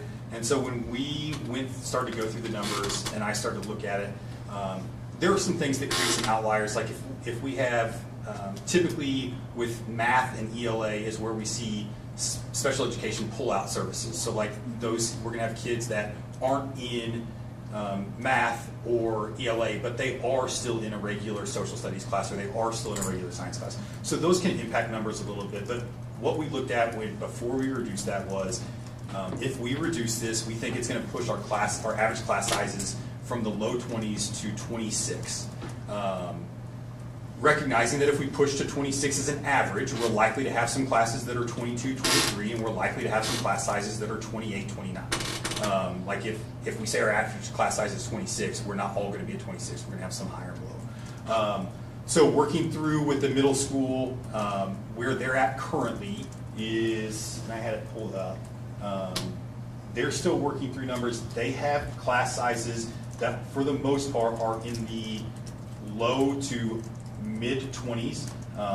We get into a number of sections that are 28. I think they have, excluding PE, there are 4 sections right now that are 30 and one that is 33. But when I say one that is 33, that's just because they're still running it. Like when they auto run a schedule, it puts 33 in one class, and so they haven't gone back and made those adjustments. So they're working on that this afternoon. Right, so they're still working through that. And that is, we've had conversations, Dr. Miller and I, Dr. Bulmer and I had it with the middle school staff about how we what we prioritize in scheduling. So one of the things that they have prioritized and they're still prioritizing is a common plan period for core teachers. So like all of your math teachers have the same plan period. They're still, so with those numbers right there, they're still prioritizing common plan time. Common plan time limits your schedule flexibility and makes your class sizes higher. And so those are things that we're still working through, but even with common plan, we're looking at class sizes in the mid-20s with a couple at 30. Now, the couple at 30, as I go through it, are 7th grade science. There are also 7th grade science sections of 17 and 18. So like they still just need to do work in moving some of those kids around in the schedule. What we've talked about is we really want to stay under 30. Even though at, again, 7th grade, that minimum standard is 33, we really want to stay under 30. That's what we're looking at as a cap. with most of our classes being closer to the mid-20s. Like that's, if we say our averages numbers is going to be 26, most of our classes should be around 26, but if, you know, it's band that kind of slots a kid that they have to take these classes then, and then that creates a section of 22, then on the back end of that it's going to create a section slightly out here. So, questions about that? So, I'm not saying anything that you guys haven't already like vetted, but I think it's important for us to talk about it openly, so anybody who chooses to watch the live can hear it from, you know, the group. We are in this like incredible push to like raise our scores, and so I know that you have a lot of care over this process. And then, yeah, I know that you have a lot of care over this process, and when I hear middle school having larger class sizes and understanding the behaviors that come in that season of life, how do we how are we going to pivot quickly if we find that the plan today doesn't work early in first quarter? Or like, how are we going to know that we need to move if we need to add or shift? Like, what's that going to look like? Because we have to think about that what if too, because I don't think we can sit in it for a year if it really spins out. So whenever I'm planning like professional development for new staff, existing staff, like right now I'm building a 3-day PD for our administrators to go through. I always start with what we currently have, and what I know we're currently going to have is this giant fear of, oh my gosh, I have 5 more students than I did last year, or I have, you know, a giant class of 30. And what happens is behaviors when you have that many kids can get worse. So I am addressing that through professional development. So I'm doing a giant push towards whole group instruction and engagement when you have them all together, especially at middle school. Keep them busier and keep them motivated, and really focus on the main things. But as far as pivoting goes, like we've got PBIS in place. I view it as, and I mean, people that have been here understand this. Since I've been here, like my first year up until this year, have had the luxury of demanding small class sizes. You know, I would say like I could talk to Mark in HR or Jarrett in HR and say, I don't want classroom sizes above 20 at kindergarten and first grade because they learn to read and that's important to me. And in second and third grade, they would look at it and be like, we're thinking 4 sections, and I would really push to be like, I really want a 5th section of this to spread it out. I recognize that we just don't have those same luxuries right now. Even though I can kick and scream and push and cry and do all of the things, it doesn't change the fact that we have the number of teachers that we have the number of students that we have. So just having really strong procedures and expectations in place, both behaviorally for students. Again, the classroom management training we did for our new teachers was very, very successful. We've had very few of them leave on any given day in the middle of the day, which is always a great thing. So it's hard to plan to be reactive for that. You can really only plan to be just super proactive about it. I think the big issue is getting teachers to not make judgment until they're in the situation. It sounds scary and it sounds like it's going to be, I think, maybe a bigger deal than what it is. It's just that, again, we've had the luxury of having small class sizes in this district, and they've gone up a little bit. I think it's important for us to control the narrative and for you guys to get in front of the buildings, the teachers, the educators, because right now there is a lot of uncertainty and chatter that I'm hearing from, you know, teachers in our buildings, and some of which that are hearing it and now today going and applying. And because they're hearing it and they're hearing it from each other more so than from you guys, or looking at what I just saw, which what I just saw doesn't seem as impactful It's not as the conversation is. And yes. so I've, in an effort to try to mitigate the bleed in people and the fear that some of them have today, I think it's important that we make sure that they know, because this conversation around 9 9 teachers at the middle school being cut, and that to me says that's like a 30% reduction. What is happening when we don't have any reduction happening at central office? That feels a little off-putting. So I just think that you guys can help with that by talking them through that. So somebody thought we were losing 9 teachers at the middle school? Yeah. Yeah. I think that, our conversation with Ms. Gould today was she hadn't heard any of these things before, right? And so I think the simplest thing, we can have conversations. If they have questions, ask their principal, right? They're right there. And not that, we had the Team Tiger meeting, talked about very similar things here, not actual numbers because we're still building those. But I think if staff members, have questions, ask your principal. I mean, you can call me. I have several that call me, text me, talk to them at a soccer game or a baseball game last night. But I think if you have questions, talk to your principal. That's what they're there for too. We work with those teams. They know the numbers. These decisions are being made alongside their principals. Just working with Mr. Baker today and working with Ms. Gould today. Working with Dr. Hartman along the way and all of our elementary principals the last 3 years as we align our staffing to our enrollment. And I think we didn't do that for a long time. We used to be a much larger district, both before COVID and then also as COVID was happening. We've lost a lot of students over the last 5 years and then over the last 10 years. I think it's just aligning those. Like, yes, we've attritioned several positions over the last 3 years, but we've also lost a lot of kids for several different reasons. We're shrinking, just we're not having as large class sizes. Some are online, some are virtual, doing those types of things, homeschool. But I think, if you have questions, talk to your principals. We talk to them. You can come see me anytime. I'm in every building. If you didn't see me today, then I just missed you. But come talk to your principals. You can come talk to us. We met with Team Tiger. Talk to your liaisons. We sent that out. We can come talk to you. But it's an open door communication. These are things that we want to share with them as well as they have questions. But I think if they have questions specifically about things, ask those principals. I know Ms. Gould has said she's gotten questions about her schedule to this point. I'll be honest, she's still building it. It's hard. Like when they put it, we built schedules before, right? You put it into Power School and it's 52% built. And so then you're going in hand, I think it was 67% built today. And so then you're going in hand and building it. And then if you want to adjust things, you have to do that in Excel sheet because you don't want to completely have to rebuild it at the secondary level, especially in Power School. The thing that I heard today that I appreciated was that it sounds to me that you guys are putting the consideration into the grade level and the class size. Mm-hmm. And just like, you're probably not going to be as effective if you have 30 kindergartners versus a 20 kindergartner class. I think what's the highest kindergarten class that we have? It may have gone up 20.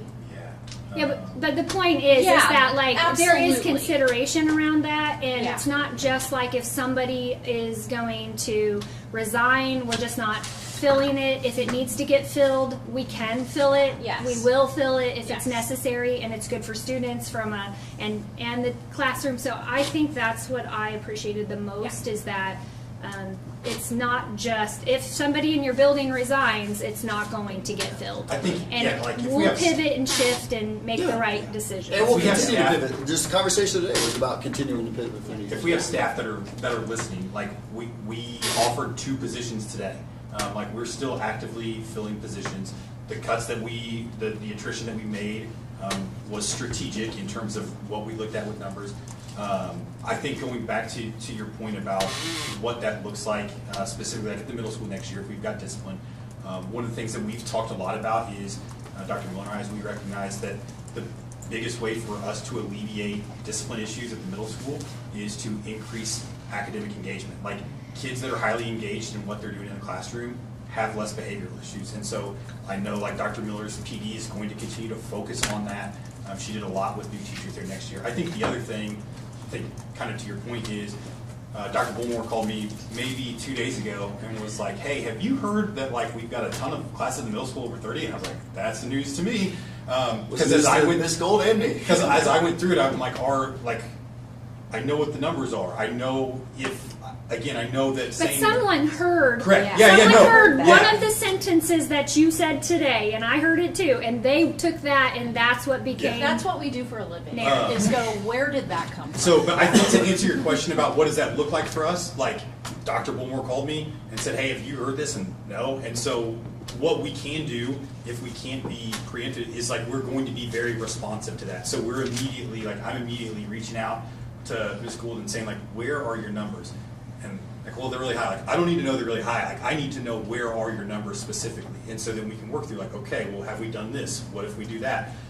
And so she's been great with working through that, but that's where we get, you know, somebody picks up on one comment. So that's where I would say, if we get into the fall, we would do what we're doing right now, which is as we are proposing things that we think need to happen, and if they don't come to fruition like we think they should or would, then we're responsive to that and make the changes necessary. We're trying to be as responsible as we can, while also being responsive to things that maybe don't go the way we thought they were going to. You go ahead. I think, you know, alongside like larger class sizes, I've just been taking some notes here, like with the exit surveys, high work demands, higher insurance costs, larger class size possibly, and then just the higher cost of living. I think as a cabinet and as a board, we've got to think about the culture too in our schools, and what can we give back to staff, or what can we, you know, kind of help relieve something from that. That's a huge task. And hopefully through the action teams and over the next few days, we'll hear some things with strategic planning. But I think that whole culture piece is going to be huge for us as we look at all of these things. I don't think it's just the class size maybe that alarms to people. It's a last straw item. And I think that we recognize that in our positions, people feel like we don't feel it. We live here, right? We feel it. We're at the ball fields with these people. We're in the classrooms. You see all of us all the time. Like, we understand the impact that it has. You know, the time-old question that you always ask in HR, you want more people or you want more money? The answer was always both, right? What we know is our people need more money. And so that's what we are trying to identify, not only through finding efficiencies and being strategic, but also as the fourth superintendent in 6 years, now trying to create a plan and steps that we can do moving forward, where we can actually do some tangible things if the board decides to do them, that can help do that. The most important thing, and we'll get to it, is we have to create a stable budget now in a very volatile environment, so that way then we can be more aggressive. And by creating a stable budget, by taking care of our own house, right, which is what we heard in the ballot initiative last year, taking care of our own house and doing everything that we can, building that trust with our community, so when we need to ask for something, that they know that we've done everything we can. And I'll kind of get to some of those things in a while, but that's what we've been trying to do, not only this year, but also for next year, but also all the work that we've tried to do this year on setting up what are some steps that we can take moving forward to address those things between now and 2030. And we'll get to some of those things too. Well, and you look at what it takes to build culture out of your list, and you can pick North Kansas City or Liberty or Lee Summit. Well, you cut 30 teachers, guess what? Your class sizes are now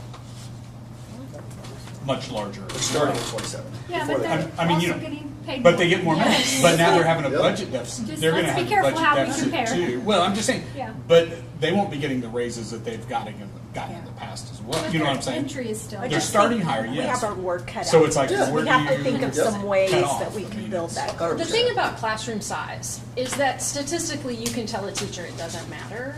But as far as your own efficacy and your ability to walk in a class the first day of school, the number of kids sitting in the chairs that you have to deal with makes a huge difference on your personal, I think I can, before you go in there. So that's the most volatile thing for me that I want to take care of and really communicate to teachers. Give it a chance. In many cases, you're going up 3 or 4 kids in a classroom, which I had 25 in a FACS classroom carrying knives. I didn't want 27 carrying knives. Like, sometimes it's a big deal. I get it. That's my biggest fear, is all in the messaging and all in the we come together and we're going to work together and we're going to work towards getting teachers more money. My first year at this job, I would tell you my biggest fears academically, or my biggest pushes, were for I wanted more resources and I wanted small classroom sizes. I said, that's what I want for teachers. I want to give them everything that they need, and I want a small classroom size. Now I'm telling you that the biggest thing that I want for academics is I want teachers to work here more than 3 years, and I want kids to show up. That's the biggest thing that will affect academics for us. So we just have to pay teachers more money. It's vital. Now, we also can't lose sight that the growing class size, we also are putting a lot of pressure that we need higher scores and we need, like, to ensure that we're growing Yeah. students, and I know that that's. Yeah. I've got one more personnel thing that isn't on that report, just to make sure that that you all as a board are updated on this. We had a lot of conversation about this in August, probably, of our fourth SRO position and how that was being funded. And the funding for that from the city side is not going to continue. So that's not a position that we're going to continue. I'm having some conversations with some other schools about some things that they are doing with like retired law enforcement officers and how they have them kind of work as like pseudo SROs. And so trying to explore some options there, but just that was a conversation that we had in August, that the continuation of that position would be based on funding, and that funding not going to continue. And so we're not going to continue that fourth SRO position. We'll look and see what options we have to continue, to try and get some type of presence across our buildings, even if that's just taking what we have and making sure that they're on a rotation, but just making sure that you guys were aware of that. Going back to previous year numbers. Correct.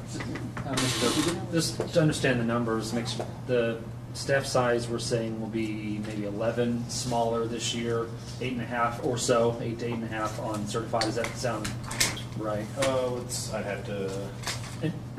I guess maybe my reason for asking the question is, could we look, if you don't know this off the top of your head, that's certainly something we could talk about later, but like what's our trend over the last few years look like this? Like, because I know we've been doing these attrition reductions for several years now, and I just wonder, that's let us alleviate budget pressures, but at some point we won't be able to keep doing that. So I'm just trying to understand, like, if it's a 395, employee size now, was it 450 3 years ago? Was it, how much smaller have we gotten?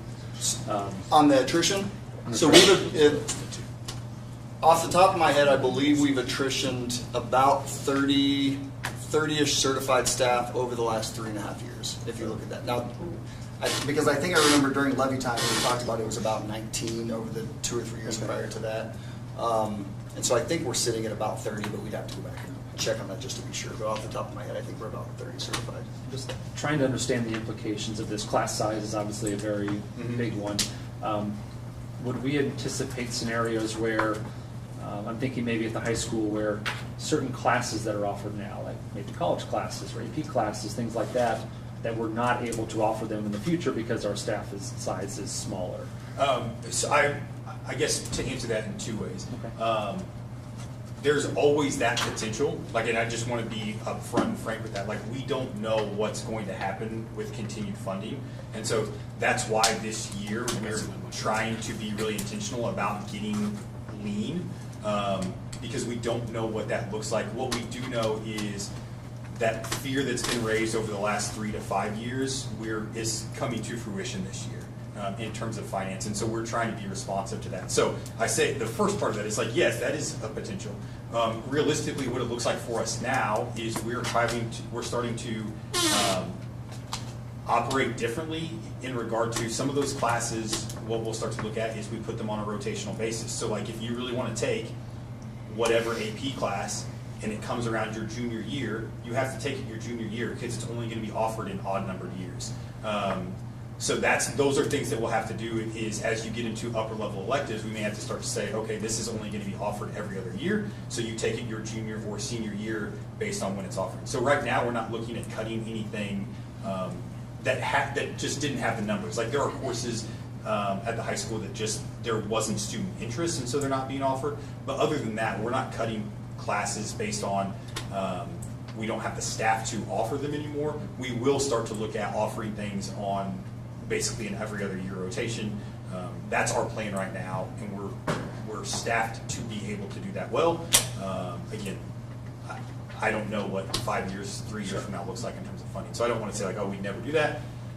There's a potential that we do. We're not expecting immediate changes to the classes that are offered as a result of these cuts. Okay. Some of the things that our teachers are doing are stepping up and saying, I know I only have 7 kids in college trig and I have 5 kids in college really hard math, and they stick them together in a class and kind of co-teach them in a way just so they can have that experience. So our teachers are stepping up to make sure kids get what they need to. Dr. Ballmer, maybe this will be once you get to the actual, some of the more numbers. I'm just trying to understand I was trying to understand the change in our budget from last year to this year, the current year to the next year, on staff and benefits, right? Because that's impacted by the number of staff. And I just added up the change in those columns: certified salaries, non-certified salaries, benefits, and it's like 1.169 million, if I added up correctly. And I'm just trying to understand how that's different from the 600,000 to 700,000 we talked about. So where we keep going down, and maybe I'm not looking at this correctly. And now I think I passed it. Yeah, right there. Like those first three in that table. So there's a benefits one in here. So this 757, 630,000 or whatever. That's for insurance assessment. That's a so good because I had looked at the same thing, I was like, that looks huge. So that is a huge chunk of that. Well, and on the salary side, it could be you have retirees, then you hire new teachers, so there's a difference in salary. There's a big thing. And then also when you look at certified versus classified, that all of their benefits play into what we count as an FTE, right? So an average FTE, an average teacher for the district costs $76,600. Take into account that's 14% of retirement. That's also what we pay into benefits. That's everything that the teacher gets, and then that goes towards their retirement. For classified, that's a little different because benefits, your percentage that you put towards retirement and that we match is a little lower. So those things play in that a little bit. The biggest chunk there that you're noticing is that assessment. I hadn't thought about that. Yep, great question. Mr. Gilkey, thank you. Great job. If I can get back to right there, we go. Long-term commitment. So how we got to what we just did. So we talked a little bit about where we're at with that last revision. We talked a little bit about what we've done this year, what we're planning to do in the proposed budget.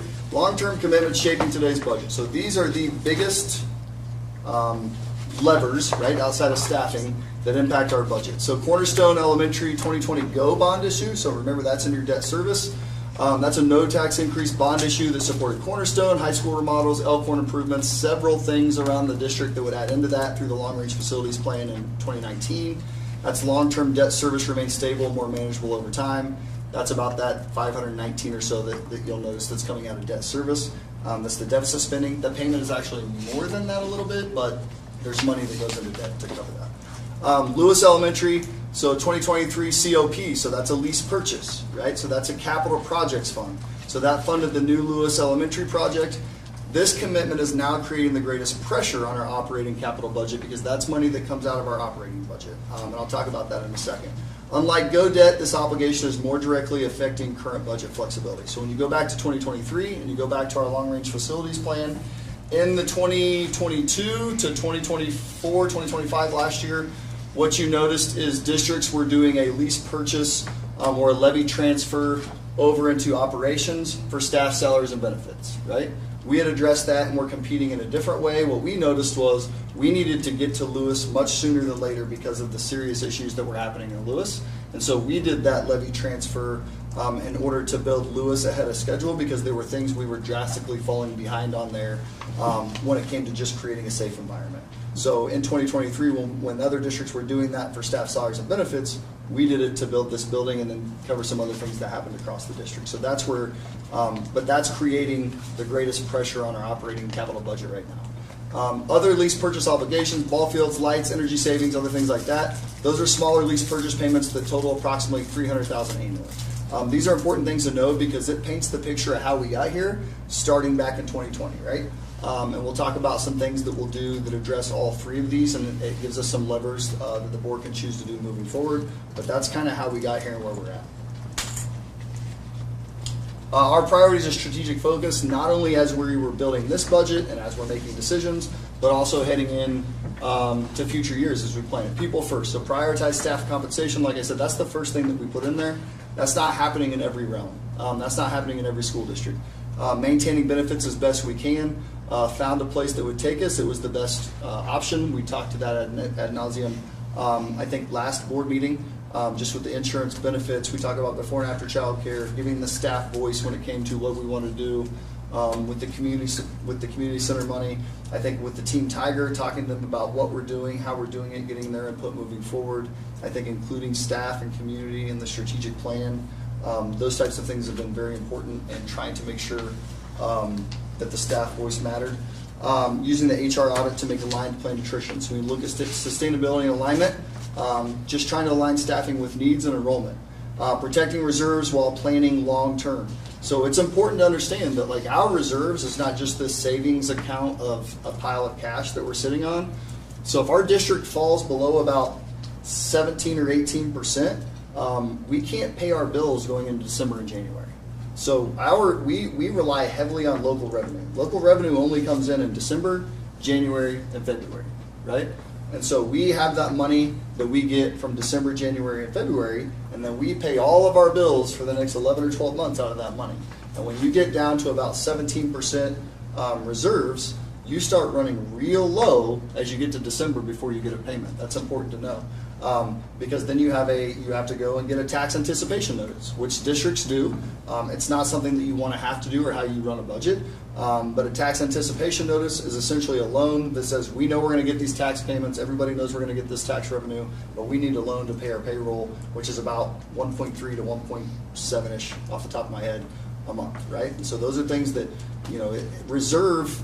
You get real high at a district our size, then you're not prioritizing staff and putting it towards them. But if you get real low, you can't pay your bills and you have to get support with that. But also if you get too low, the state's going to take you over. And none of us get to make decisions anymore on what's best for the Tigers. So those are important things to know that a lot of people don't realize with staff finance or school finance. When it comes to expanding in-district's efficiencies and programming, like we talked about, we're not just cutting. We're adding IXL and we're still saving there. Our internship has grown exponentially. We're able to put more kids and our businesses in town and send less kids out of town, which not only saves us money that we're putting towards out of town tuition towards other schools, but it's prioritizing our community and those students being in our businesses and building those relationships. Having conversations like I'm having with Lawson and other districts, we've had conversations about how can we use our partnership that we already have through a career center to, as they build their new ag building, how do we get our students access to that? How can we create creative programming like that doesn't necessarily cost us more money, but we're creating programming opportunities for our students, even though there are other things that we're having to do and make tough decisions. And there'll be more tough decisions, but it's not just bad stuff, right? Like we're trying to be creative and visionary while also trying to be prudent and patient with our budget. So here's your proposed FY27 draft budget. So just a couple things here to look at. So operating fund balance, that is the closest estimate that we can get right now based on our working budget that we're working on. That will really be refined and we'll know for sure once we go through our fall audit. The ASBR comes in because there's always adjustments from there. It'll really give us an idea where we're at. That could be 19.5, could be 20.5. I think we have it in a much better spot than we've ever had it before, but we're also hearing about all these things that we may get funded on or may not get funded on. I think we hear about a federal one about every other month, right? And those are hundreds of thousands of dollars. It might come in before July 1. It might come in after July 1. So those are important things to notice as we look at that. When you look up here, so there's different ways to run this 2026 budget. So we have 4 versions of our 2026 budget. You have what was approved, right, which was the negative $2.2 or $2.3 million deficit. You have the latest revision, which is what I'm trying to use, which is what we use in this draft right here, the one that you most recently approved. And then we have one that's our working budget, that's things that we're working on right now, as we had to adjust transportation, right? We knew that was coming up. So that's one that you'll approve in June, right, as we revise to actuals, and then that will help us in our first revision next year as we actually really line in the carryover. So I know that can be confusing. Welcome to school finance. That's kind of how you have to do things in reverse there sometimes. So is this current number, the $1 million for 26, is that with the transportation added in? That would be with, so that this is 2026 budget. This would be the last one that you approved. So this does not have the transportation in it that we added, but the operating fund balance, I updated that based on having reduced carryovers at the end of the year. Does that make sense? Mm-hmm. So I wanted to adjust what our starting balance would be so you could really see a closer operating fund balance, but it's not reflected in here because the budget I wanted to compare these things to is the last one that you approved. It's a good question. Again, this budget improves our financial position significantly from what was approved. Also from looking at, we plan to have $1.4 million less in revenue from just this last revision of our budget. It shows that overall expenses And again, this is to the dollar, so this may adjust some as we look at an actual budget, not only approval proposal in May, but also when you look at revising at the end of the year, like it's to the dollar, like this actual budget. But we're looking at what we plan to reduce is about 1.6 million in expenses there compared to last year. Hey, can I? Yep. I'm just going to say this differently.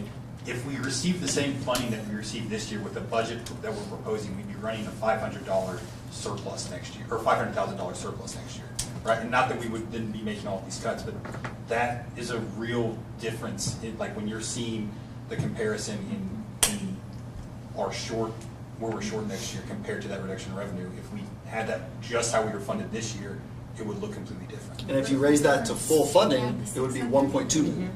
You can do a whole lot of stuff with 1.2 million. And I'll talk about specifically what you could do. And, yeah, I think you're going to hear the rhetoric. I know our conversation last Friday, the money's not in the state budget. It's not going to be there. We can't plan on it. So, again, we can hope. You can dream. We can dream, but that's not how we can budget, right? And we're all facing it. City level, school level. That was my thing. I think it's really important to make note that it's not just our district. This is all districts are seeing. This is state level. Well, I want to make sure it's very clear. But like, we're not the only one having problems. This is seen statewide. It's your federal hospitals, your libraries, anybody that gets tax revenue. It's very important to point that out. Again, that is an excellent point, Darren, and I appreciate that. Sure. I think that when you're in a smaller town, you feel it because you are connected and it is your family. The most important thing that we can do for our staff and families is that we're all working together as 11 people and we're on the same page and we trust each other, because that creates the greatest culture or the greatest detriment to culture if we're not doing those things. Like, you trust us, we trust you, and that carries down to the buildings too, right? If your staff sense that we don't trust our principals or we don't trust our cabinet or we don't trust our board or any of those things, that just creates mistrust that then cultivates like a cancer, right? And we are making hard decisions. We're going to have to keep making hard decisions. There's not just hard decisions here. There will be other things besides the plan that I'll propose to you.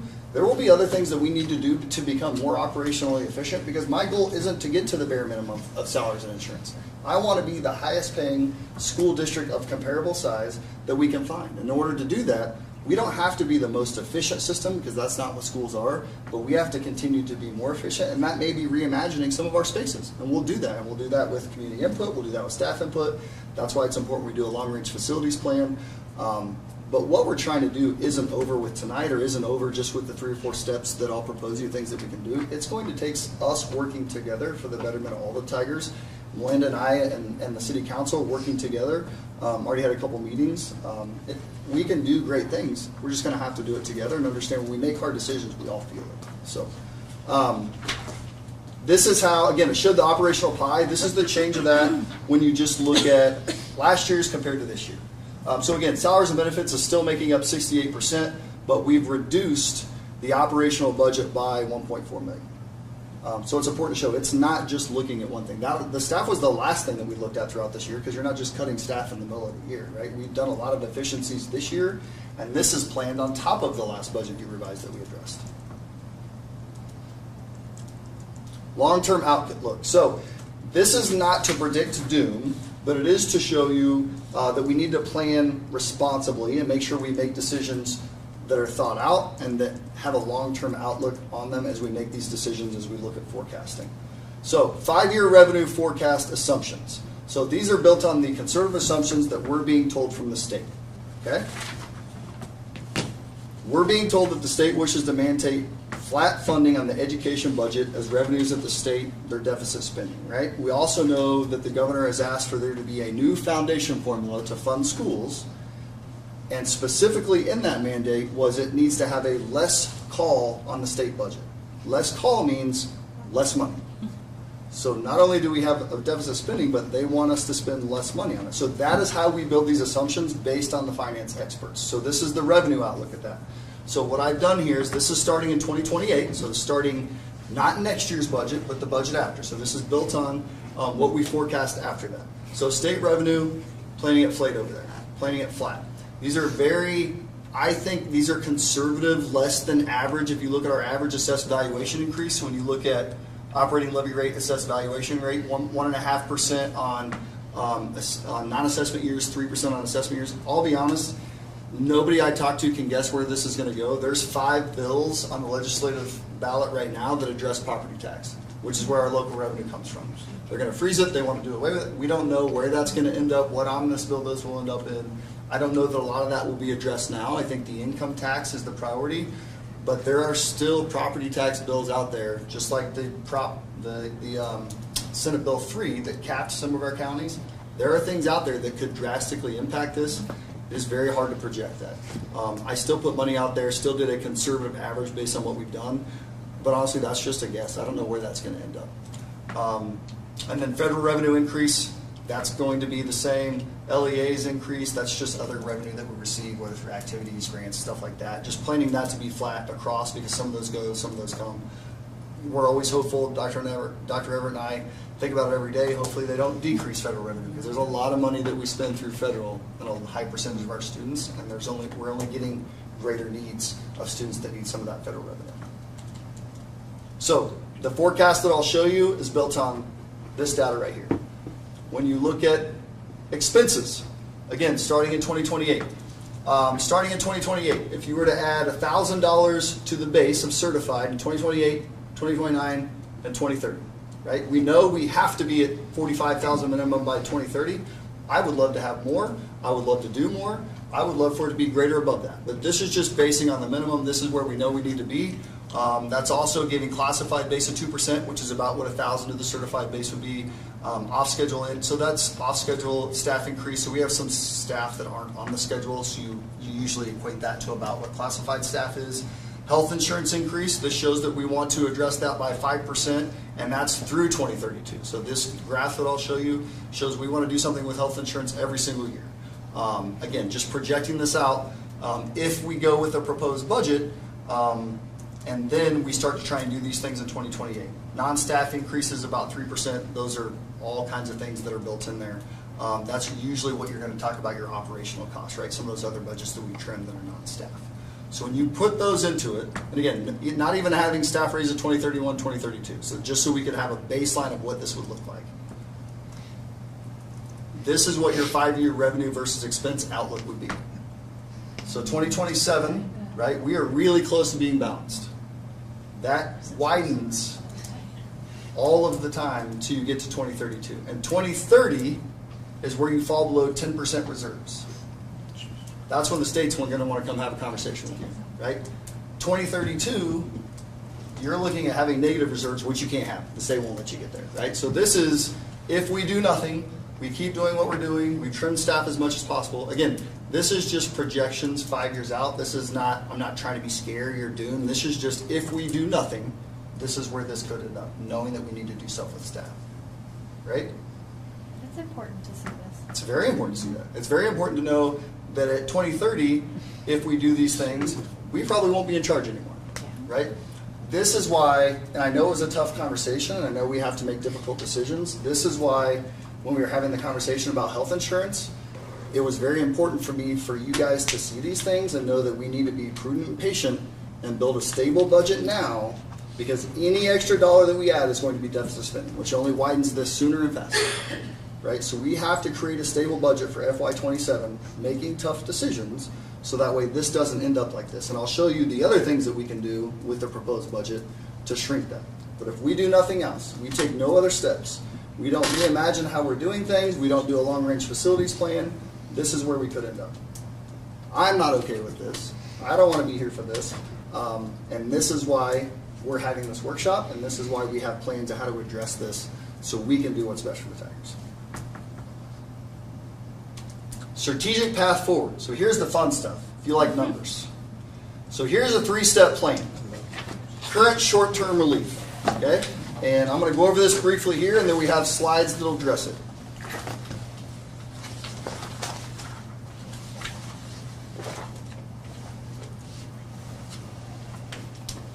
The first thing that I wanted to share with you, and Dr. Reich and I talked about a lot, if you remember from Raymond James, we spent a lot of time together, as well as Linda Quinley and I, or Lisa probably hears her voice more than she hears mine.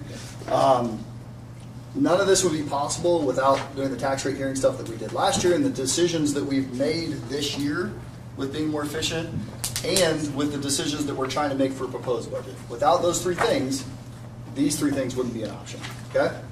So when you look at refund private placement debt, okay? That's the first thing. That's the short-term debt, the 300,000-ish debt that we have. That is refinancing that, extending it out, and that creates some operational space for us now to become much closer to balance. And that's very important as we move forward, okay? And I'll get to more specifics on these, but I just want to show this slide. 2033, and the reason I'm jumping from step 1 to step 3 is because 2033 is our first chance to refinance the Lewis lease purchase. That's when those are callable. And at that point, you would also pay off that short-term relief, so then you're not paying all that extra interest from extending those loans out, which just creates your operational space. Right now, our problem isn't 2033. If you looked at the graph, we can't get to 2033. Right now, we need to create operational room and a balanced budget now, which is what that current short-term relief does, but we also have a plan for 2033 of how to balance that and pay that off and fix the budget for the future. Okay? 2027 is issue GOBs for capital projects and transfer portion of debt service levy to operating. What that means is in 2027 or 2028, you're going to have the option, because of things that we've done, and we'll get into more detail here, and these aren't decisions that we'll make tonight, right? You have there's an option that I'll get to where you have the potential to do a ballot initiative for one or two things. It would likely be two, both of those being no tax rate increase, no tax increase, or however that we're told by legislation that we have to word that now, to both address the long-term deferred maintenance, which is really honestly how we've paid for salaries to this point, is we've put off a whole lot of money. Parking lots we've done, and that cost us $1 million a summer. We have about $8 million in roofs. We have a $4 or $5 million HVAC system at the middle school that needs to be replaced. We have $1 million track, $1 million football field, $500,000 softball field. Like there's a lot of stuff that's past due, right? So we need to address those things, and then identifying through a long-range facilities plan how much money we need. That determines what is your debt service available, and you can take those cents, you do another levy initiative where you transfer those at a no tax rate increase over to the operating, and that's how you address staff salaries and benefits moving forward. We'll get to the details of that, but that's the three-step plan to do these things, along with other decisions. As we go through the long-range facilities plan, where can we be more efficient? Where can we reimagine things? Where do we do spaces? What do we do with spaces? Where do we put money? Where do we don't put money? So those will be things that we get to along the way.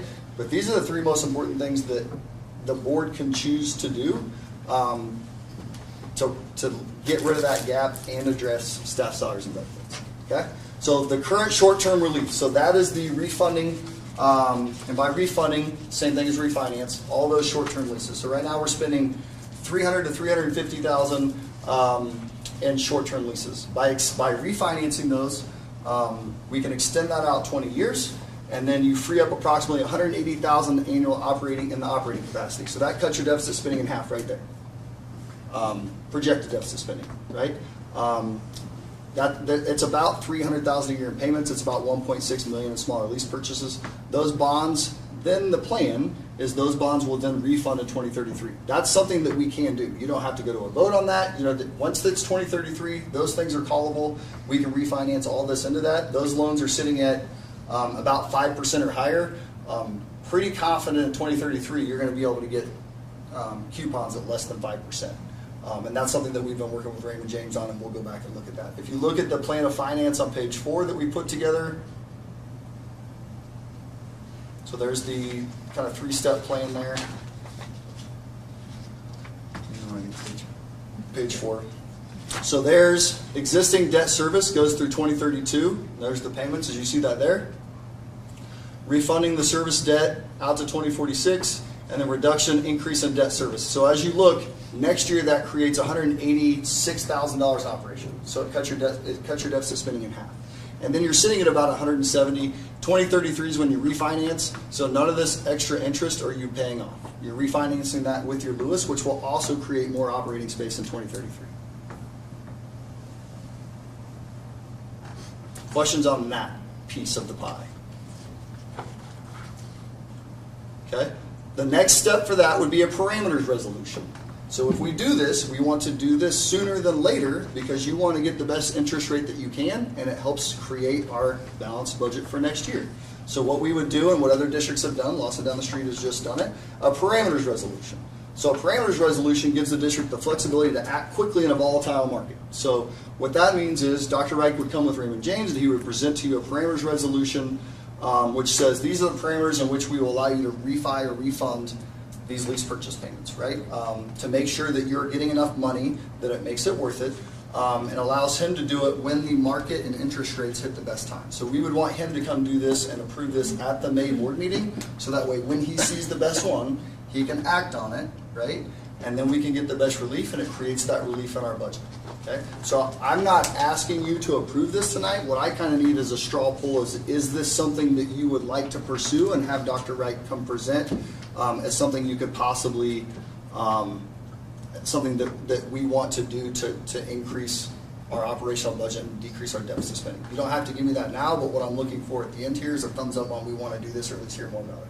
Just trying to understand this. Yep. It's a lot. Yep, it's a lot, I know. This private placement debt, we're extending that debt out into the future, right? So we're essentially, hopefully at better rates. We're paying less now, right? But we'll be paying for longer, right? Right. If you had a Yep. 15-year house, mortgage, and you refinance to a 30. Correct. Is that fair? That's 100% what is actually happening. Yeah. Yep. And then in 2033, when you refinance Lewis, you would pay those off as well. So you're not actually extending it the 20 years. It's going to go to 2033 and then you pay it off when you refinance Lewis. So that's what But then you clump it all together. pushing Lewis out. Huh? But That'd then we're push just pushing Lewis Lewis out. Well, it just depends on what we do in 2033. You push it out. I think he's pretty confident we're also going to get better interest rates in 2033 on Lewis, which then creates more operational space for you on your yearly payments. Because right now, our problem is at 2033. It's now and getting to 2033. So these are things that we've identified that can help us right now balance that budget, which then creates that support with the community and what we want to do moving forward. So what I'll ask you for at the end of this is a thumbs up or a thumbs down. Is this something that you want me to pursue and have Dr. Wright come present for an actual approval and parameters? So kind of keep that as step one, what we need to do now. Any other questions on that? I'm not an expert on it, but I've learned a lot about the last 6 weeks. Okay. 2033 bond refund. So that's the third step because it's in 2033, but it ties this together. So that's refunding the bonds to save interest, refunding at 2033. So you're refunding that private place debt. So what we're talking about are those smaller lease purchases that are added up to about 1.6 million, which will then create the 180,000 for us, right? The refunding of the Series 2033 certificates of participation, that should be the 2023, which is when we did the Lewis money, right? In 2033, which is when they're callable, to then refinance those out, get a lower interest rate. That creates you more space and more operational budget in 2033 to be able to do more things. And that's on 13, just to look at it here. Hope I don't make anyone motion sick.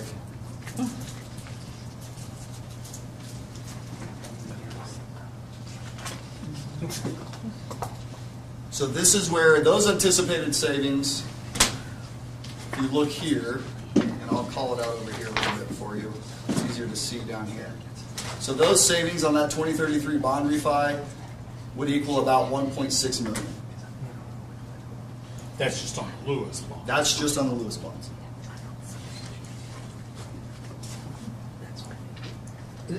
Just again, trying to understand that savings is due to having better interest rates. Yep. Yep. And they're very conservative in the interest rates that they're projecting. We didn't get great interest rates in 2023, but we needed to do it. We needed to grow it, right? And again, this isn't a decision we made now. This is 2033, but it's showing you here's another step that we can take in 2033 that alleviates the refinance that we should do this summer, and then also creates 1.6 million in savings in the future, which should reduce our payment, which then creates more operational space for you in 2033. So by doing this, it helps with salaries, but it also helps with some of that long-range planning we need with facilities. Am I correct? Well, this would just be to rebuy the debt on Lewis. Okay. It wouldn't give you any extra money to do anything. This doesn't give you extra. What this does, this is just to refinance Lewis. It increases operating. It increases operating fund in 2033. Okay. And it pays off anything we refinance now that creates a little space for us now. The whole goal right now is to create a balanced budget. If we're going to ask for support, if we're going to do something moving forward, we need a balanced budget to show we took care of our house. Now we need support to do some other things, right? So in this instance, in 33, it would save you 67,000, right at 68,000. And then every year you can see the savings. Yeah. You may get to this later on, and so you can just defer this, but do you have a projection as to when we might get to a balanced budget? Well, this will take our 350,000 and cut it in half by 180. Right? And so then you're sitting at 170 or whatever. And then it's, if you get 170,000 from federal funds that you weren't expecting because they've cut it to 75%, then you're balanced, right? But you can count a balanced budget. The reason that you have a reserve is so that way you can run a $100,000 deficit budget if you need to, right? Or you can run a $100,000, because that, I don't want to say that money doesn't mean anything, but at the end of the day, one decision where we have to send a student to another district or we have to transport an extra bus is that difference there. So when you're looking at around 150 to deficit spending to zero, you're looking at a more balanced budget, because any one thing that can happen could take you to balanced or could take you to positive, right? So this is something that will get us very close. We still want to do other things, and we're still identifying things. You know, the instructional coach that we're not going to fill this year, that will help get there as well, right? So there are little things that we're trying to do to get balanced, but that's why you have that's why you have that reserve to try and get there and try to make those decisions. And then you see next year as it plays out, are there more spaces we can be more efficient? Is there a spot we need to add to? And so it's trying to create that as well. Again, just from my understanding, we're currently projecting about a $900,000 deficit right in the budget. So our deficit spending is $350,000. The $900 also takes into account your debt service. That's not your operational fund. That is debt service that you cannot spend on anything else, and it's just for the Cornerstone house payment. So you take that $500,000 or $600,000 out of that, and what you have remaining from the 919 minus that house payment is about $350,000. So that's why you need to take that house payment out of there, because it's in the debt service, which can only be spent in there, and it's planned to spend that. And that money's sitting in debt service. Yes. To pay And you can't do anything else with that. And so it's planned to spend that down. When that number becomes positive in the debt service, you have to do, you need to do something, because you're no longer taking care of your facilities, because you're building money in there instead of planning it out. Okay.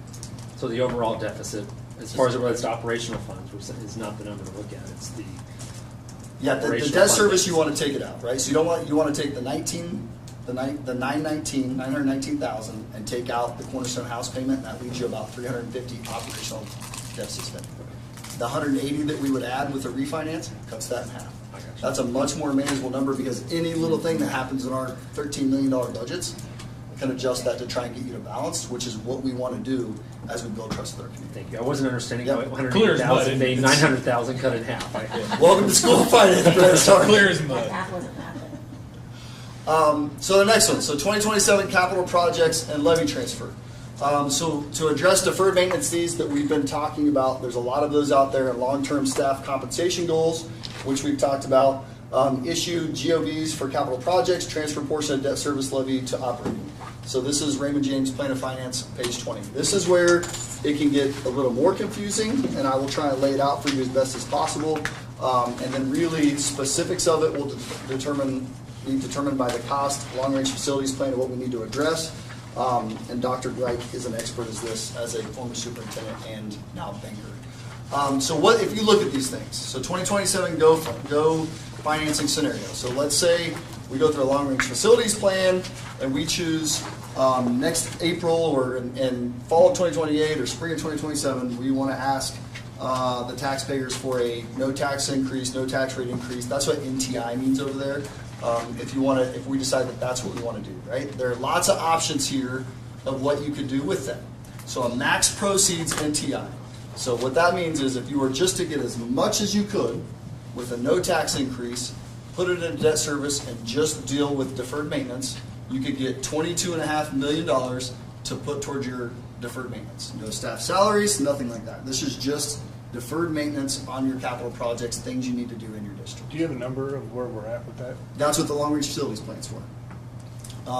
Max proceeds plus 10% reduction in levy. So when you see 10% reduction in levy, what that means is a second ballot initiative that's a no tax increase that asks to move 10 cents from debt service to operating. And that creates space to then do stuff with staff salaries and benefits, right? So when you think about that, every 10 cents creates about $300,000 in operational space. If you look at staff salaries and benefits, to give a $1,000 raise and an equitable raise to classified costs about $350,000, right? So for every 10 cents, that alone helps cover that. So there are other things that we're going to have to do operationally, but as you think of numbers, FTEs, you think about what it costs to do something, just to give a step every year, $225,000, right? To give $1,000 with the equitable percentage, $350 on top of that. So as you look at these numbers, think about that. So NTI we've talked about is the no tax increase, no tax rate increase. Reduction in levy, that's the amount of we would ask on a second initiative to transfer over to put towards operational staff benefits and salaries, right? The next one, so $10 million proceeds, minimum levy needed. So what he did here was if we knew that we just needed $10 million, right, and we didn't do any of these other things that we'll talk about, the max we could transfer over would be 12 cents, which would create, off the top of my head, maybe 400,000, maybe 410,000 operational. So you can do a little bit of that, right? We're getting somewhere, but we're not reaching our goal of at least trying to get to 45 by 2030. Okay? And then over the right, it tells you your interest costs of this. And so there are decisions to make that will outlive all of us, that you'll have to take into account interest. Right now, we're worried about now in the next 5 years, but you need to take into account the impact of what the interest will be as you look at these things. Okay? Max proceeds with capitalized interest plus a reduction in levies. So we're going to talk about capitalized interest now. As you look at these things on page 20, when we do anything, we have a bottleneck in our operating funds. So we're going to go down here to 20. With decisions that we've made leading up to now, we really bottleneck ourselves as we look over here in years 2027 through 2033. That's with the no change in rate, right? All of these things, they're all laid out in here. This is if you do tax rate lowered 10%, that's the transfer. All of these things create a bottleneck over here in these 2027 through 2033. Some of them are reduced a little, some of them it's a shorter amount of years, some of it it's longer, but there's a huge bottleneck right there in your debt service. Okay? As you look about what is capitalized interest, okay? That's when you borrow money not for the project itself, but you also borrow money to cover the interest payments for a period of time. Okay?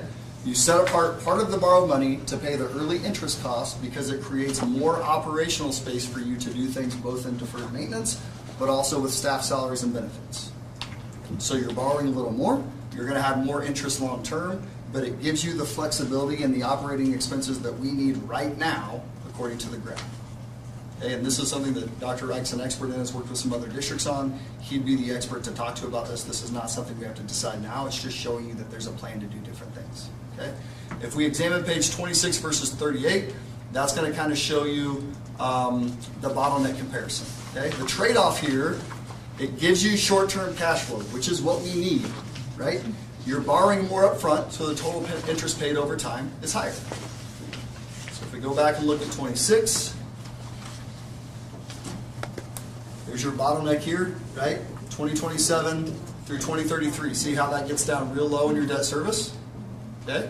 If you go to 2033, which then has your cap I, capitalized interest, which will be the last line we'll look at. That's your capitalized interest here is helping pay that, which helps the bottleneck and it helps you free up more money early on. Again, this is something that Dr. Reich's an expert in. He can come and talk to us about if that's something that we want to move forward with or consider. We don't have to consider that now. The other thing that you want to look at or to consider as we go back here is you also have cap I with a rebate contribution. So as a there are both energy rebates, but there are also increased rebates for a school district that has high socioeconomic needs, right, or is determined low socioeconomically. So we have a lot of free and reduced, right, as an area. So you get rebates on those. So let's say what we've planned here is with our HVAC projects, let's say they cost $4, $5, $6 million. What he's put into this plan is $2 million of that we would get back in a rebate. We plug that back into here, and it creates more money on your project fund deposit. So we can get more money both in the project funds, but that also creates more money that you can then transfer over to operating to do more with staff salaries and benefits. So if you look down here, lots of different scenarios here. So if you do a max proceeds, capitalized interest and rebate contribution plus 15% reduction of levy, you can get $26 million to do funds, and you can move 15 cents for staff salaries and benefits. Down here, max proceeds with cap I and rebate contribution.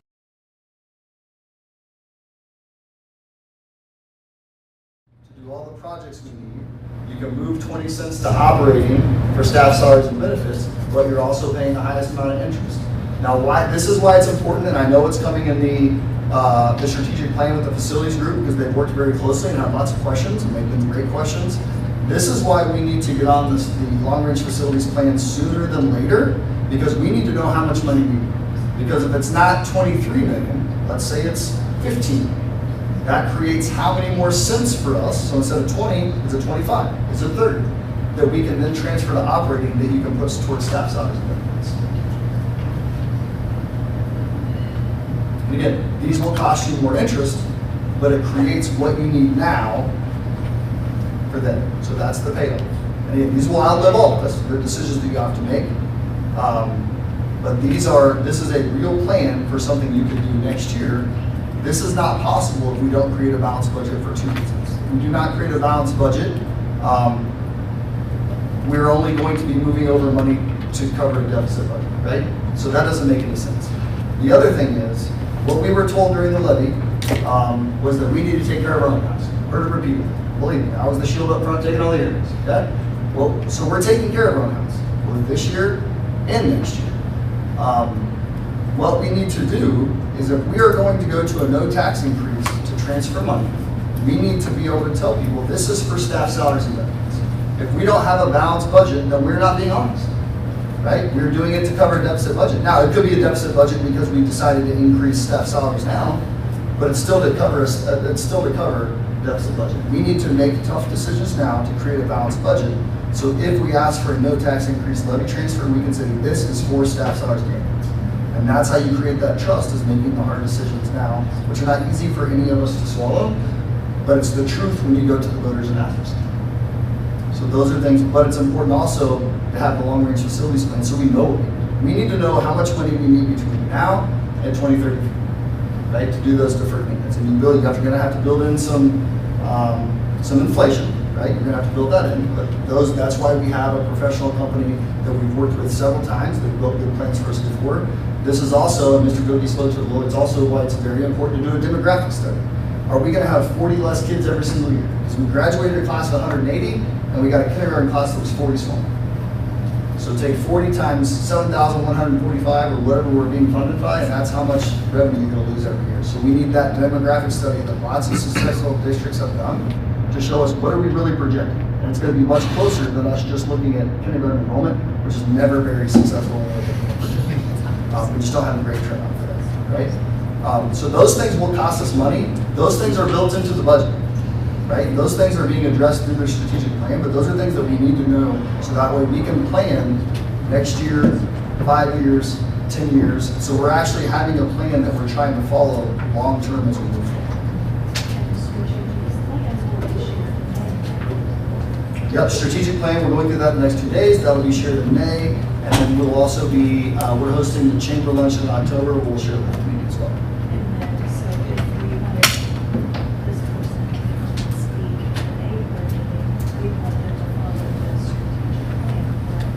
So yeah, so the thing, really what we want to have Dr. Wright come talk to, what we would want to have Dr. Wright come talk to in May is we would want him to come talk to specifically what we want to do for next year, right? And that's that refi of those small ones. He could talk a little bit about all of this stuff and get into it. Depends on if we want him here for 4 hours just after the budget and after the strategic plan, or if we want to let him go first and talk about a couple of these things that will then be addressed with the approval of the strategic plan. It's just sometimes you have to think about how long do I want my guest here for the meeting as he presents things. It'll be the same thing either way. But I can tell you this isn't in the strategic plan, but the long-range facilities plan, demographic study, those types of things are in the strategic plan. Mr. Schwab and Mr. Baker have done an excellent job working with that group. They were selfless jobs. So, but that next step, and we'll get to that, is something that we would want to do as far as that parameters resolution in May, so we can get moving. So again, here's Long-term facility compensation, address roofs, parking lots, fields, HVAC, middle school upgrades, which hasn't been touched by any of the bonds before, and capital needs, potential grant opportunities may offset the HVAC. That's where we talked about, if you go back and look at that reinvestment of those funds, I think we have projected now $2 million. Each 10 cent transfer generates approximately $300,000 operating revenue, which you can put towards staff salaries and benefits. Could support staff compensation, operating stability, which are our goals, right, as we talked about. Completing the long-range facilities and efficiency study, so not just what do we need. We've never had our deferred maintenance added in that. That's something we're working on. I've already talked with Mr. Chad Taylor, our facilities guy, about he needs to be more involved in that. He's excited to do it, but we need an efficiency study. If we've attritioned 30 positions in classrooms, right, are we efficiently using all the buildings that we have, right? Where do we want to put our money? How do we want to reimagine how we're doing school? That is a very important part of that. So every single dollar that we can be more efficient with, and we're never going to be the most efficient company. That's just not how education works. But we want to be the most efficient that we can be, so that way every dollar can go back towards staff salaries and benefits. And then that demographic study will show us, are we going to continue to have 40 less? Are we going to level out with whatever this next kindergarten class is? That'll be really helpful in that. So long-term planning priorities, again, that comprehensive 10-year facilities and efficiency plan and that professional demographic study. And again, those estimated expenses are built into this proposed budget, again, for hoping for a May approval. Moving forward with confidence. So this has been a lot of stuff. It's been very heavy. Some of it's been confusing. I've loved learning it and getting involved in here and being creative and trying to find these solutions. It's not for everybody. But what I want you to walk away with is we've made progress this year, and there's progress that shows for next year. But this is balancing our budget. This is sticking with what we've done with health benefits. This is with a proposal of the staff pay and salaries staying level where they're at now.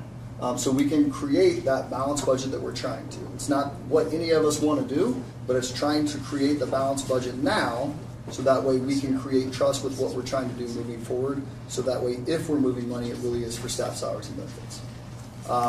Reduce projected deficit spending, took discipline actions. The path forward, creating a responsible FY27 budget, long-term planning studies, future opportunities to strengthen compensation and facilities. At the end of the day, we are in a stronger position now because of decisions both you've made and our team throughout the district, right? The next steps are here. So guidance for you guys, thumbs up, thumbs down. Do you want me to have Dr. Wright present and move forward with parameters so that way we can look at refinancing that to then cut that deficit spending and create $180,000 more in our operating fund?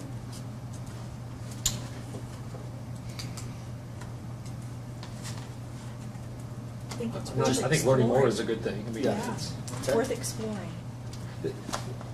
What I would just like to understand is how much we're pushing things into the future, because eventually, there's no free money, right? Eventually, it's got to be paid. So, what are those implications? Yep, I think with the parameters resolution, it's pushing it forward. That would be pushing it forward the 20 years, knowing that you could pay that, knowing that you will refinance and pay that off in 2033. Because that's not something we need any approval to. You just decide, I'm going to go refinance this in 2033. Same thing with Lewis, right? If you can get a lower coupon, you're going to move forward in that in 2033. That's just a vote of the board. Okay. So that's how you can take care of those things, and he can speak with that as well. So I can work with him on coming to present that, and it'll have the same data that you've seen here. So it sounds like we want to move forward, learn more about that, and hopefully move that way, because that will help balance our budget now. What questions can I help clarify now, or moving forward for a proposal and approval in May at the board meeting?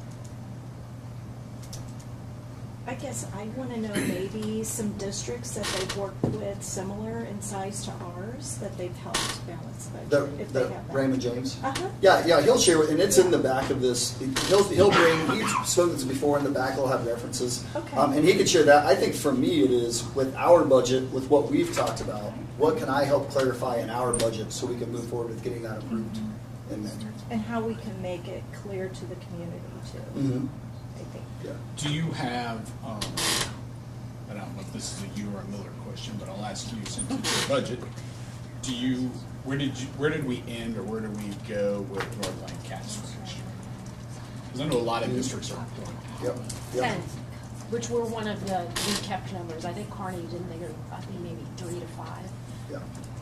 So we still have students in there. We've trimmed that budget, And we are prioritizing sending students to that program. Dr. Miller's worked really closely with the high school counselors and principals. We are prioritizing sending students there that we cannot do with our own internship. And it's is it the medical? Medical, we can't, it's hard for us to service that in district with our internship. So that's what we're prioritizing with those 10 slots. And is that still 40 grand, or is that, how much did they bump it? Have It's they $4 bumped it? grand, so it's 40 Okay. grand, which is so much better than 80. Yeah. Well, when you consider we only get 6,700 maybe. It'll be something They're that we, taking their share. Yeah, that's what it'll I be mean. something that we have to continue to investigate, and I assure you every other district will too. Other questions to clarify for this budget, things I can help with?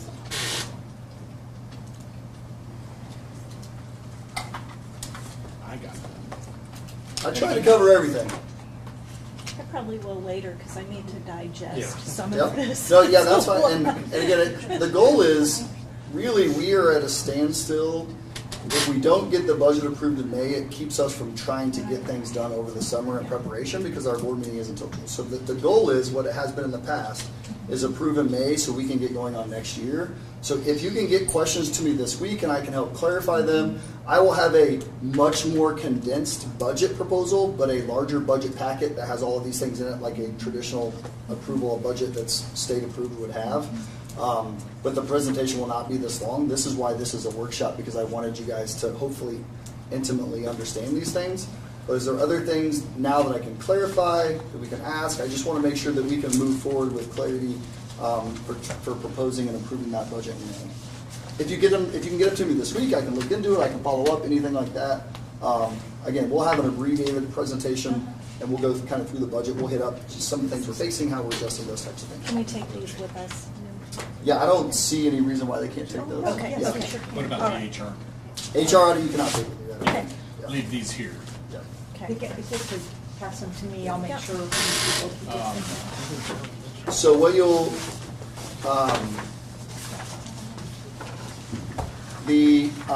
moving forward, so advancing facilities, demographic studies for the strategic plan. So what we'll do is, again, that is in the proposed budget, the monies that's allocated towards that. So that's something that we're gonna wanna do, but we will bring forward presentation approval for each of those things. We'll wanna have another community survey that we've done in the past. Just so we get feedback on where we're at, how we've done. You have to do that for the state anyways, but it's always good as you explore potential things in the future. And then we'll have to make a decision on potential 2027 or 2028. But that's not going to be something, the goal is, that's not something that's going to increase taxes or tax rates on anyone, right? That is something that we're going to try and do with what our debt service allows. So. Could we understand the HR audit? We just went over it in open session. Yeah. Is there a reason we? Is there anything in there that they can't have with is there individual personnel in there? No, we originally had some stuff that we were going to talk about in closed, but Yeah. There isn't I anything. removed all of Yeah, that. is So there there's anything in there that can't have? Not that I'm looking at. Okay. Yeah, you should, And yeah. it's already been reviewed here, so. Yeah, that's fine, we can pass it back, yeah. Do you want yours back? Yeah, I'll take Yeah, it. send it back. Questions there? Again, clarity I can provide before the next board meeting. I will prepare you, so we're gonna be hearing about the strategic plan for approval in May, so that way our teams can get started in the buildings on that. We're working hard on it. Melinda will be here for the next 2 days with us. We're gonna feed you well. One day. Oh yeah, one day. And then we'll work on presenting that in May for your approval. We'll also have the budget approval, so it will be a long board meeting as well. I'll make sure that Lisa and I have some good food for you that night. But again, hopefully you guys found this beneficial. I know I enjoyed putting this together. I know it's a lot of heavy stuff, but I wanted you guys to know that we're trying to make strategic decisions. And even though these aren't easy, and there are more not easy decisions to make, that we do have a plan and we are trying to be strategic with what we do. So I have this present. Chad. Just trade it. That's over. I said somebody must have traded. Mine never He's like sweet. that kid that keeps. I don't have anything. There's cookies from Terry Irons and Eileen's cookies up here. Come eat some or take some with you. I'm going to. Thank you, guys. All right. Anybody got any further questions, comments? No. Nope. All right. I would entertain a motion to adjourn. So moved. First by Jim, second by Brett. All those in favor? And that passes 6-0. Have a good night.